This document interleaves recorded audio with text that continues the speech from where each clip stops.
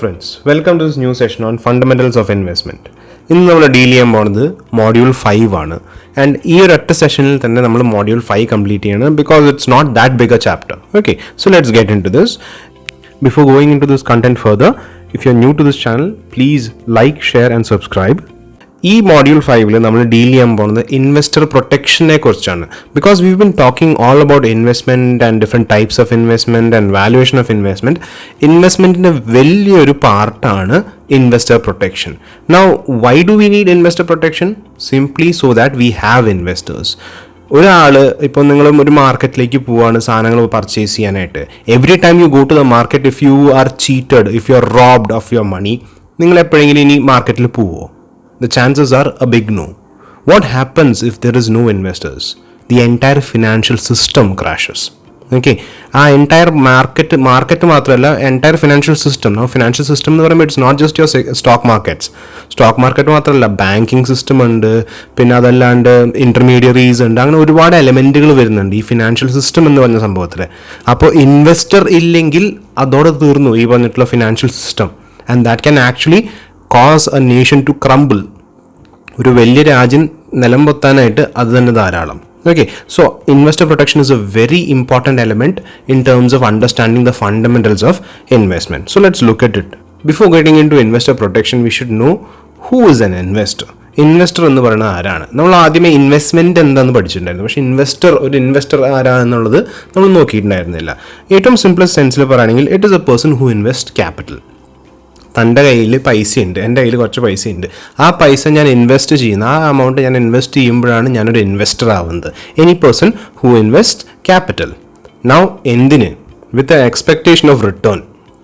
ഞാൻ ചുമ്മാ അല്ല ഇൻവെസ്റ്റ് ചെയ്യുന്നത്. ഇപ്പോൾ എനിക്ക് എൻ്റെ പൈസ തിരിച്ച് കിട്ടണം എന്ന ആഗ്രഹം ഇല്ലെങ്കിൽ that is not an investment. ഇപ്പോൾ ഞാൻ ചാരിറ്റിക്ക് കൊടുക്കുകയാണ്, I don't expect return from that. വേറൊരാൾക്ക് നല്ലത് സംഭവിക്കട്ടെ എന്ന് വിചാരിച്ചിട്ട് ഞാൻ ആ പൈസ കൊടുക്കുന്നു. I might get it back or I may or may not get it back. അപ്പോൾ അതൊരു ഇൻവെസ്റ്റ്മെൻ്റ് അല്ല, അത് ചാരിറ്റിയാണ്. Okay, so with the expectation of a financial return, എനിക്ക് തിരിച്ച് കിട്ടും, ആൻഡ് കിട്ടുമ്പോൾ സം റിട്ടേൺ എക്സ്ട്രാ അടക്കമാണ് കിട്ടുന്നത്. Assumes all risk according to his or her capacity. നമ്മളൊരു ഇൻവെസ്റ്റ്മെൻറ്റ് കൊടുക്കുന്നു, ഒരാൾക്ക് പൈസ പലിശയ്ക്ക് കൊടുക്കുന്നു, അല്ലെങ്കിൽ ഒരു ബാങ്കിൽ FD ഇടുന്നു, എന്ത് തന്നെയാണെങ്കിലും എല്ലാ റിസ്കുകളും അസ്യൂം ചെയ്യുന്നു. യെസ്, ഭാവിയിൽ ഈ പറഞ്ഞിട്ടുള്ള ആൾ ചിലപ്പോൾ പൈസ തരാണ്ട് മുങ്ങാം, അല്ലെങ്കിൽ ബാങ്ക് അടച്ചു പൂട്ടാം, അല്ലെങ്കിൽ പറഞ്ഞിട്ടുള്ള കമ്പനി തട്ടിപ്പാന്ന് വരാതിരിക്കാം. പക്ഷേ any number of things can happen. ഇതെല്ലാം റിസ്കുകളാണ്, പോസിബിൾ റിസ്കുകളാണ്, that I may not get my money. പക്ഷേ എന്നിരുന്നാൽ പോലും I assume those risk can happen and still invest anyway. Okay, and ഇവിടെ സംഭവിക്കുന്നത് നമ്മൾ ഇൻവെസ്റ്റ്മെൻറ്റ് പഠിച്ച സമയത്ത് പഠിച്ചൊരു കാര്യമാണ്. I am sacrificing the money I have, the things I can do with that money right now.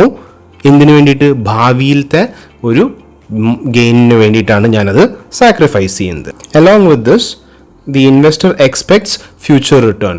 ഭാവിയിലാണ് നമുക്ക് എമൗണ്ട് കിട്ടുന്നത്, പക്ഷേ ആ എമൗണ്ട് കിട്ടുന്നത് റിട്ടേൺസ് ഭാവിയിൽ നിന്ന് വരുന്നത് ഒരു പോസിറ്റീവ് എമൗണ്ട് തന്നെ ആയിരിക്കും നമ്മൾ എക്സ്പെക്ട് ചെയ്യുന്നത്, keeping in mind the time value of money. Now ഒരു കമ്പനിയുടെ പോയിന്റ് ഓഫ് വ്യൂ നോക്കുകയാണെങ്കിൽ ഈ ഇൻവെസ്റ്റർ തന്നെ നമുക്ക് പല സൈഡിൽ നിന്ന് നോക്കാം.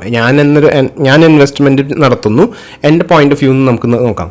അതല്ലാണ്ട് ഒരു കമ്പനി എടുക്കുക, ഒരു ബിസിനസ് എടുക്കുക, ആ ബിസിനസ്സിൻ്റെ പോയിന്റ് ഓഫ് വ്യൂവിൽ നോക്കുകയാണെങ്കിൽ anybody who contributes capital is known as an investor. ഒരു കമ്പനിയുടെ പോയിന്റ് ഓഫ് വ്യൂവിൽ അവരുടെ കയ്യിൽ നിന്ന് അവർ പൈസ തരാൻ റെഡിയാണ്, അവരൊക്കെ നമ്മുടെ ഇൻവെസ്റ്റേഴ്സാണ്. ഓക്കെ, ഇത് തന്നെ പല കാറ്റഗറിയിലുണ്ട്. ഓക്കെ, ചില ആൾക്കാർ ഈ പറഞ്ഞ പോലെ കടം മാത്രമായിട്ട് തരുന്നു. They are technically creditors. They are more than the investors, they are creditors. Investor എന്ന് പറയുന്നത് ലാഭത്തിലും നഷ്ടത്തിലും നമ്മുടെ കൂടെ നിൽക്കുന്ന ആൾക്കാർ. So generally when you talk about investors, these are people who are നമ്മുടെ ഈക്വിറ്റിയിൽ ഇൻവെസ്റ്റ് ചെയ്യാൻ റെഡി ആയിട്ടുള്ള ആൾക്കാരെയാണ് നമ്മൾ ഇൻവെസ്റ്റർ എന്ന് സാധാരണ വിളിക്കുന്നത്. Okay, now let's look at the types of investors. Basically 3 types ഉണ്ട്. ഒന്ന് ഇൻഎക്സ്പീരിയൻസ്ഡ് ഇൻവെസ്റ്റേഴ്സ്. വലിയ കാര്യമായിട്ട് എക്സ്പീരിയൻസ് ഇല്ലാത്ത ഇൻവെസ്റ്റേഴ്സ് ആയിരിക്കും. അവർക്ക് ഫിനാൻഷ്യൽ അസിസ്റ്റൻസ് അല്ലെങ്കിൽ ഫിനാൻഷ്യൽ ഗൈഡൻസ്, അഡ്വൈസുകൾ ആവശ്യമുണ്ട്. Then experienced investors. Experienced investors എന്ന് പറയുന്നത് സ്റ്റോക്ക് മാർക്കറ്റിലും അതിലൊക്കെ പരിചയമുള്ള ആൾക്കാർ. ഇവർക്ക് സാധാരണഗതിയിൽ ഫിനാൻഷ്യൽ അഡ്വൈസസ് ആവശ്യമില്ല. Then occasional investors. വല്ലപ്പോഴും എന്തെങ്കിലും ഒരു കാര്യം സാധാരണഗതിയിൽ ഇവർ എക്സ്പീരിയൻസ്ഡ് ആയിട്ടുള്ള ആൾക്കാർ തന്നെയാണ്, പക്ഷേ they will not be a permanent setup. എന്തെങ്കിലും ഒരു ഓപ്പർച്യൂണിറ്റി കണ്ടു അപ്പം ഇൻവെസ്റ്റ് ചെയ്യും, then they will not bother. Okay, അങ്ങനെയുള്ളവരെയാണ് നമ്മൾ ഒക്കേഷണൽ ഇൻവെസ്റ്റേഴ്സ് എന്ന് വിളിക്കുന്നത്. Okay, now what is investor protection? Will come to that. For investor protection is the act of protecting investors from being cheated, deceived or for being put to toss by companies. പല കമ്പനികൾ നമ്മളെ ഇൻവെസ്റ്റേഴ്സിനെ cheat ചെയ്യുക അല്ലെങ്കിൽ deceive ചെയ്യുക അല്ലെങ്കിൽ പണം തട്ടിയെടുത്ത് പോവുക എന്നുള്ളൊരു സിറ്റുവേഷൻ ഉണ്ടല്ലോ, അത് അവോയ്ഡ് ചെയ്യുന്ന ഒരു അവരെ അതിൽ നിന്ന് ഇൻവെസ്റ്റേഴ്സിനെ അതിൽ നിന്ന് പ്രൊട്ടക്ട് ചെയ്യുന്നൊരു ആക്ടിനെയാണ് നമ്മൾ ഇൻവെസ്റ്റർ പ്രൊട്ടക്ഷൻ എന്ന് പറയുന്നത്. It simply safeguards and enforces the rights and claims of a person in his role as an investor. Investor എന്ന റോളിൽ ആളുടെ അവകാശങ്ങളൊക്കെ എൻഫോഴ്സ് ചെയ്യാൻ ആയിട്ടുള്ള ഒരു പ്രോസസ്സിനെയാണ് നമ്മൾ ഇൻവെസ്റ്റർ പ്രൊട്ടക്ഷൻ എന്ന് പറയുന്നത്. ഓക്കെ, നൗ സെബി എന്ന് പറഞ്ഞു കഴിഞ്ഞാൽ എന്താണ്? It is the governing body അല്ലെങ്കിൽ the main crux when it comes to stock market. ഒരു വാച്ച് ഡോഗ് ആണ് സെബി. ഓക്കെ, സെബി എന്ന് പറഞ്ഞു കഴിഞ്ഞാൽ securities exchange board of India. It was established in 1992. Now before SEBI നമുക്ക് വേറൊരു act ഉണ്ടായിരുന്നു, capital issues control act 1947. Now ഈ act ഇത്തിരി ഇനാഡിക്വേറ്റ് ആയത് കൊണ്ടാണ് നമുക്ക് we had the Narasimha committee come in and അവരുടെ ഒബ്സർവേഷൻസ് പ്രകാരം ഈ ആക്ട് ഇൻസഫിഷ്യൻ്റ് ആണെന്ന് വിചാരിച്ചിട്ടാണ് നമുക്ക് പുതിയ സെബി എന്ന് പറഞ്ഞ act, SEBI organisation and the act came into effect. Okay, now before that things were ഈ പറഞ്ഞിട്ടുള്ള ആക്ടിൻ്റെ അടിയിൽ കാര്യങ്ങളെല്ലാം റെഗുലേറ്റ് ചെയ്തത് controller of capital issue CCI എന്ന് പറഞ്ഞൊരു ആളായിരുന്നു. Okay, now main objectives of SEBI നമുക്കൊന്ന് നോക്കാം. സെബിയുടെ മെയിൻ ഒബ്ജക്റ്റീവ്സ് എന്തൊക്കെയാണെന്ന് നമുക്കൊന്ന് നോക്കാം. First one, maintaining a conductive environment. Now maintaining a conductive environment എന്ന് വെച്ച് കഴിഞ്ഞാൽ ഒരു നല്ല എൻവയൺമെൻറ്റ് അല്ലെങ്കിൽ ഒരു നല്ല മാർക്കറ്റ് എപ്പോഴും ഉണ്ടാവുക when it is safe for people to do business, അല്ലേ? ബിസിനസ് ചെയ്യാനായിട്ട് സേഫ് ആയിട്ടുള്ളൊരു എൻവയൺമെൻറ്റ്. അങ്ങനത്തെ ഒരു നിങ്ങളിപ്പോൾ ഈ ഒരു ഏറ്റവും നമ്മുടെ ക്ലീഷേ മൂവീസിലൊക്കെ കാണുന്ന പോലെ ഒരു അങ്ങാടിയുണ്ട്, അങ്ങാടിയിൽ കുറേ കച്ചവടക്കാരുണ്ട്, കസ്റ്റമേഴ്സ് ഉണ്ട്. ഓക്കെ, കടക്കാരും ഉണ്ട്, കസ്റ്റമേഴ്സും ഉണ്ട്. നൗ ഇമാജിൻ നമ്മുടെ ഈ തെലുങ്ക് പടത്തിലൊക്കെ കാണുന്ന പോലെ you'll have one big goonda that comes in and എല്ലാം എന്താ പറയുക, കസ്റ്റമേഴ്സിനെ ഹരാസ് ചെയ്യുന്നു അല്ലെങ്കിൽ ഷോപ്പ് കീപ്പേഴ്സിൻ്റെ കയ്യിൽ നിന്ന് പൈസ വസൂൽ ചെയ്യുന്നു. അപ്പോൾ അങ്ങനെ കുറേ ആൾക്കാരുണ്ടെന്ന് വെച്ചോ, അങ്ങനെ വില്ലന്മാരുണ്ടെന്ന് വെച്ചോ. What happens to that market? People are afraid to come to that market. People, even shopkeepers ആണെങ്കിൽ പോലും അവർക്ക് തീരെ നിവൃത്തി ഇല്ലെങ്കിൽ മാത്രമേ അവരങ്ങോട്ട് വരുള്ളൂ. അല്ലെങ്കിൽ if they have an alternative they'll not set up shop over there. കാരണം എന്താ, it's a life threatening area, അല്ലെങ്കിൽ അവരുടെ ഇൻകത്തിനെ ബാധിക്കുന്ന ഒരു കാര്യമാണ്. So they need to survive. If there is an option അല്ലെങ്കിൽ if there is an alternative they'll not do business over there, right? Even customers ആണെങ്കിൽ പോലും if they feel that their life is threatened or their income or wealth is threatened, they'll not go there. അപ്പോൾ അതിനെന്താ ചെയ്യേണ്ടത്? അപ്പോൾ ആ market successful ആവണമെങ്കിൽ there should be a sense of safety. Okay, there should be a really big sense of safety. അതാണ് prime objective for SEBI, to make sure that there is a positive vibe from the stock market. Okay, positive vibe എന്ന് പറയുമ്പോൾ market crash ചെയ്യുന്ന സംഭവമല്ല ഉദ്ദേശിക്കുന്നത്. പക്ഷേ എന്തെങ്കിലും issue വന്നു കഴിഞ്ഞാൽ ഞങ്ങളുടെ ആ പ്രോബ്ലംസ് സോൾവ് ചെയ്യാൻ ഒരാളുണ്ട് എന്നുള്ളൊരു ധാരണ ആ ഇൻവെസ്റ്റേഴ്സിൻ്റെ ഇടയിൽ ഉണ്ടാവണം. ആ ഒരു ഫീലിംഗ് ഓഫ് സേഫ്റ്റി ഉണ്ടാവണം. So that is about maintaining conductive environment. Second, encourage education among investors. ഇൻവെസ്റ്റേഴ്സിൻ്റെ ഇടയിൽ എഡ്യൂക്കേഷൻ. കാരണം എന്താണെന്ന് വെച്ച് കഴിഞ്ഞാൽ മെനി എ ടൈംസ് ഈ പറഞ്ഞിട്ടുള്ള ഫ്രോഡുലൻ്റ് ആക്ടിവിറ്റീസ് അല്ലെങ്കിൽ ബാഡ് ഇൻവെസ്റ്റ്മെൻറ്റുകൾ സംഭവിക്കുന്നത് due to a lack of education. Okay, അപ്പോൾ ഇൻവെസ്റ്റ്മെൻറ്റ് പ്രൊമോട്ട് ചെയ്യാനായിട്ട് നല്ല രീതിയിൽ ഇപ്പോൾ people you go to a person, you ask them if you do you invest in stock market. ഒരു ഇപ്പോൾ 10 ആൾക്കാർ എടുക്കുകയാണെങ്കിൽ ചിലപ്പോൾ ഒരു 7 ആൾക്കാർ പറയും നോ. വൈ എന്ന് ചോദിച്ചു കഴിഞ്ഞാൽ എനിക്ക് അതിനകത്ത് ഇട്ട് കഴിഞ്ഞാൽ പൈസ പോകുന്ന പരിപാടിയാണ്. പക്ഷേ that is primarily because of lack of awareness or lakh of education. Education എന്ന് വെച്ച് കഴിഞ്ഞാൽ നോട്ട് ജസ്റ്റ് ഈ പറഞ്ഞിട്ടുള്ള ഡിഗ്രി ഉണ്ടാവാന്ന് മാത്രമല്ല, ഫിനാൻഷ്യൽ ലിറ്ററസി അല്ലെങ്കിൽ ഫിനാൻസിനോടുള്ളൊരു അവയർനെസ് ഉണ്ടല്ലോ, അത് ഇല്ലാത്തത് കൊണ്ടാണ്. Okay, third one, development of infrastructure. ആവശ്യത്തിനുള്ള ഇൻഫ്രാസ്ട്രക്ചർ ഡെവലപ്പ് ചെയ്യുക. കമ്പ്യൂട്ടർ സിസ്റ്റംസ് ആയിക്കോട്ടെ, ഈ പറഞ്ഞിട്ടുള്ള ബിൽഡിങ് ആയിക്കോട്ടെ, ഈ പറഞ്ഞിട്ടുള്ള നെറ്റ്വർക്കിംഗ് കപ്പാസിറ്റീസ് ആയിക്കോട്ടെ, എന്ത് തന്നെയായാലും ആവശ്യത്തിനുള്ള ഇൻഫ്രാസ്ട്രക്ചറുകൾ ഡെവലപ്പ് ചെയ്യുക. So these are the 3 prime objectives of SEBI. Now സെബിയുടെ ഇൻവെസ്റ്റർ പ്രൊട്ടക്ഷൻ സ്ട്രാറ്റജി നമുക്ക് നോക്കാം. 4 എലമെന്റുകളുണ്ട്, മെയിൻ 4 എലമെന്റുകളുണ്ട് when it comes to SEBI's investor protection strategy. First one, building the capacity of investors. ഇൻവെസ്റ്ററുടെ കപ്പാസിറ്റി ഡെവലപ്പ് ചെയ്ത് കൊണ്ടുവരാൻ. Now how do you build the capacity of an investor? Investor എന്ന് പറയുമ്പോൾ generally anybody with money, okay, പൈസയുള്ള ആർക്ക് വേണമെങ്കിലും investor ആവാം. മേജോറിറ്റി ടൈംസിൽ എന്താ സംഭവിക്കുക എന്ന് വെച്ച് കഴിഞ്ഞാൽ ആൾക്കാരുടെ കയ്യിൽ പൈസ ഉണ്ടാവും, but they are not ready to invest, primarily because they are afraid of the stock market. Now SEBI ഇവിടെ ചെയ്യുന്നതെന്ന് വെച്ച് കഴിഞ്ഞാൽ they are converting these unknowns, okay, ഈ പറഞ്ഞിട്ടുള്ള സ്റ്റോക്ക് മാർക്കറ്റിനെ കുറിച്ച് കാര്യമായിട്ടൊന്നും അറിയാത്ത ആൾക്കാരെ അവയർനെസ് വഴി പരിചയപ്പെടുത്തി കൊടുക്കുന്നു. അപ്പോൾ പരിചയപ്പെടുത്തുമ്പോൾ they become a bit more familiar, they become a bit more comfortable with that. അങ്ങനെ ചെയ്യുമ്പോൾ സംഭവിക്കുന്നൊരു കാര്യം, these people start entering the മാർക്കറ്റിൽ എൻട്രി ചെയ്യുമ്പോൾ നാച്ചുറലി വാട്ട് ഹാപ്പൻസ്, മുമ്പ് ഇൻവെസ്റ്റ് ചെയ്യാത്ത ആൾക്കാർ മാർക്കറ്റിലേക്ക് വരുമ്പോൾ they bring in more funds. Clear? So that is the first thing, building the capacity of the investors. Second one, making proper public disclosures. Making sure SEBI gives out proper disclosure and all the participants, market participants, എല്ലാവരും തന്നെ പ്രോപ്പറായിട്ട് disclose ചെയ്യുക. Be it depositories, brokers, the investing companies. Stock മാർക്കറ്റിൽ, ഇന്നൊരു stock മാർക്കറ്റിൽ list ചെയ്യണമെങ്കിൽ you have to follow the minimum set of criterias. ആ minimums എന്തിനു വേണ്ടിയിട്ടാണെന്ന് വെച്ച് കഴിഞ്ഞാൽ അൺഓതറൈസ്ഡ് അല്ലെങ്കിൽ ഫ്രോഡുലൻറ്റ് ബിസിനസ് ആക്ടിവിറ്റീസ് ഒരു വലിയ പരിധി വരെ റെഡ്യൂസ് ചെയ്യുക. It is extremely difficult to eliminate things. പക്ഷേ ഫ്രോഡുലൻറ്റ് ആക്ടിവിറ്റീസ് നമുക്ക് മിനിമൈസ് ചെയ്ത് കൊണ്ടുവരാൻ പറ്റുമെങ്കിൽ, അല്ലെങ്കിൽ അതിൻ്റെ സ്കോപ്പ് വളരെ നാരോ ആക്കാൻ പറ്റുമെങ്കിൽ നമുക്ക് കാര്യങ്ങൾ നല്ല വൃത്തിക്ക് മോണിറ്റർ ചെയ്യാം. Okay, so making sure all the participants make proper disclosures. കാരണം മുൻകൂട്ടി നമ്മൾ കാര്യങ്ങൾ പറഞ്ഞു കഴിഞ്ഞാൽ ഇന്ന സംഭവം, അതുകൊണ്ടാണ് ഇപ്പം മ്യൂച്വൽ ഫണ്ട് അടക്കം ഒരു അഡ്വർടൈസ്മെൻറ്റ് ചെയ്യുകയാണെങ്കിൽ മ്യൂച്വൽ ഫണ്ടിൻ്റെ അഡ്വർടൈസ്മെൻറ്റിൻ്റെ ഏറ്റവും അവസാനം you will have that dialogue, mutual funds are subject to market risk, please read the offer document carefully before investing എന്നൊരു ഡയലോഗ് ഉണ്ടല്ലോ. That is a disclosure. Mutual ഫണ്ടുകാർ തന്നെ സമ്മതിക്കുന്നു മ്യൂച്വൽ ഫണ്ട് നല്ലൊരു ഇൻവെസ്റ്റ്മെൻറ്റ് തന്നെയാണ്, അവർ ആ അഡ്വർടൈസ്മെൻറ്റിൽ കാണിക്കുമ്പോൾ നല്ല ഇൻവെസ്റ്റ്മെൻറ്റ് തന്നെയാണ്. പക്ഷേ it is subject to market risk. മാർക്കറ്റിൽ ഉണ്ടാവാൻ മുകളിലേക്കും താഴേക്കും പോകുമ്പോൾ ഈ പറഞ്ഞിട്ടുള്ള മ്യൂച്വൽ ഫണ്ടിൻ്റെ വാല്യൂ മുകളിലേക്കും താഴേക്കും പോവാം. So please be careful while you are investing. Next one, making transactions safe. എല്ലാ ട്രാൻസാക്ഷൻസും, ഷെയർ മേടിക്കുന്നതും വിൽക്കുന്നതും എല്ലാതും, പൈസ അങ്ങോട്ടും ഇങ്ങോട്ടും ട്രാൻസ്ഫർ ചെയ്യുന്നതും എല്ലാതും സേഫ് ആക്കുക. മേക്ക് the people അല്ലെങ്കിൽ parties involved accountable. Then next one, redressal.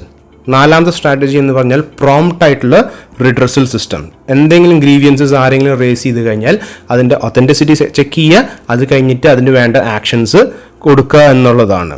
Okay, ഈ 4 സ്ട്രാറ്റജീസാണ് പ്രൈമായിട്ട് സെബി ഫോക്കസ് ചെയ്യുന്നത്. Now along with this ഈ റിഡ്രസലിൽ ആർബിട്രേഷൻ അല്ലെങ്കിൽ ലീഗൽ കോഴ്സസ് ഓഫ് ആക്ഷൻ ഇതെല്ലാം തന്നെ സ്റ്റെപ്പ് ബൈ സ്റ്റെപ്പ് ആയിട്ട് പ്രൊവൈഡ് ചെയ്തിട്ടുണ്ട്. Now in case the investor is not satisfied with the first level of grievance handling, അത് എസ്കലേറ്റ് ചെയ്യുന്നത് എങ്ങനെയാണ്, ഇതെല്ലാം തന്നെ വളരെ കൃത്യമായിട്ട് മെൻഷൻ ചെയ്തിട്ടുണ്ട്. ആൻഡ് ആർക്കൊക്കെ എതിരെ ആക്ഷൻ എടുക്കാം, ആരൊക്കെ അക്കൗണ്ടബിൾ ആണ്, ഇതെല്ലാം വളരെ ക്ലിയർ ആയിട്ട് മെൻഷൻ ചെയ്തിട്ടുണ്ടാവും. Okay, so let's look at the investor grievance and redressal system followed by SEBI. First one, grievance against listed companies. Now listed companies against ആയിട്ട് കംപ്ലയിൻറ്റ്സ് അല്ലെങ്കിൽ ഗ്രീവിയൻസസ് വന്നു കഴിഞ്ഞാൽ അത് എപ്പോഴും കോൺസ്റ്റൻ്റ്ലി മോണിറ്റേർഡ് ആണ്. നൗ മോണിറ്റേർഡ് എന്ന് പറയുമ്പോൾ ഈ പറഞ്ഞ ഗ്രീവിയൻസസ് പല കാറ്റഗറീസ് ഉണ്ട്. അതിനകത്ത് മെയിൻ ആയിട്ടുള്ള കാറ്റഗറീസ് 1 to 5 എന്ന് പറയുന്നത് usually it handles things like non-receipt of refund of allotment, dividend, transfer shares, അങ്ങനത്തെ മെയിൻ വമ്പൻ സാധനങ്ങളാണ്. അതെല്ലാം OIAE എന്ന് പറഞ്ഞ ഓർഗനൈസേഷൻ, അതായത് office of investor assistance and education എന്ന് പറഞ്ഞ ഗ്രൂപ്പ് ആണ് ഹാൻഡിൽ ചെയ്യുന്നത്. അവരുടെ റീജിയണൽ ഓഫീസസ് ഉണ്ട് സെബിയിൽ and head office of OIAE ഉണ്ട്. ഇവർ എന്താ ചെയ്യുന്നത് വെച്ച് കഴിഞ്ഞാൽ നമ്മുടെ ഈ പ്രത്യേക അദാലത്ത് അല്ലെങ്കിൽ സ്പെഷ്യൽ ഡ്രൈവുകൾ നടത്തും. അവിടെ ഇൻവെസ്റ്റേഴ്സിന് വരാം, അവരുടെ കംപ്ലയിൻറ്റ്സ് രജിസ്റ്റർ ചെയ്യാം. ആ പറഞ്ഞിട്ടുള്ള രീതിയിലൂടെ അവർ ഇൻവെസ്റ്റർ കംപ്ലയിൻറ്റ്സ് അസസ് ചെയ്യും, അതിന് വേണ്ട ആക്ഷൻസ് എടുക്കുന്നു. Now next one is A grievance against stock brokers and depository participants. Now അവർക്കെതിരെ അല്ലെങ്കിൽ അവരുടെ പാർട്ടിസിപ്പൻസിൻ്റെ എതിരെയുള്ള ഇഷ്യൂസ് ഒക്കെ സാധാരണ അവരെ നേരിട്ടാണ് ഹാൻഡിൽ ചെയ്യുന്നത്. നൗ ശ്രദ്ധിക്കേണ്ട ഒരു കാര്യം, ഇവരുടെ കയ്യിൽ നിന്ന് പീരിയോഡിക് റിപ്പോർട്ട്സ് സെബിക്ക് പോകുന്നുണ്ട്. സോ അതിനകത്ത് എന്തെങ്കിലും ഇഷ്യൂസ് അല്ലെങ്കിൽ എന്തെങ്കിലും പെൻഡിങ് കേസസ് വരാണെങ്കിൽ then SEBI tends to interfere. Then third one, grievance against other intermediaries. Other intermediariesൽ സെബി തന്നെയാണ് കാര്യങ്ങൾ നോക്കുന്നത്. ബാക്കി പറഞ്ഞിട്ടുള്ള സ്റ്റോക്ക് ബ്രോക്കേഴ്സും ഡെപ്പോസിറ്ററീസും അല്ലാണ്ട് വരുന്ന പാർട്ടികളുണ്ടല്ലോ, അവരെ ഹാൻഡിൽ ചെയ്യുന്നത് സെബി തന്നെയാണ്. നൗ സെബി എന്താ ചെയ്യുന്നത് വെച്ച് കഴിഞ്ഞാൽ, ഏതെങ്കിലും ഒരു ഇന്റർമീഡിയറ്റ് അല്ലെങ്കിൽ കമ്പനിക്ക് ഒരു നോട്ടീസ് പോയി കഴിഞ്ഞു കഴിഞ്ഞാൽ, അല്ലെങ്കിൽ ഇങ്ങനെ ഒരു സംഭവം വന്നു കഴിഞ്ഞാൽ എന്താ ചെയ്യാന്ന് വെച്ച് കഴിഞ്ഞാൽ, ഈ പറഞ്ഞ കമ്പനികൾ ഒരു പ്രത്യേക ഫോർമാറ്റിൽ ATR റെസ്പോണ്ട് ചെയ്യണം. ഓക്കെ, ATR എന്ന് വെച്ച് കഴിഞ്ഞാൽ ആക്ഷൻ ടേക്കൺ റിപ്പോർട്ട്. എന്ത് ചെയ്തു, ഈ ഒരു ആരോപണത്തിനെതിരെ നിങ്ങൾ എന്ത് ചെയ്തു എന്നുള്ളൊരു സംഭവം. നൗ വൺസ് ഈ പറഞ്ഞിട്ടുള്ള സെബിക്ക് ആ സംഭവം റിസീവ് ചെയ്ത് കഴിഞ്ഞാൽ പിന്നെ അവർ അതിലൂടെ ഗോ ത്രൂ ചെയ്യും.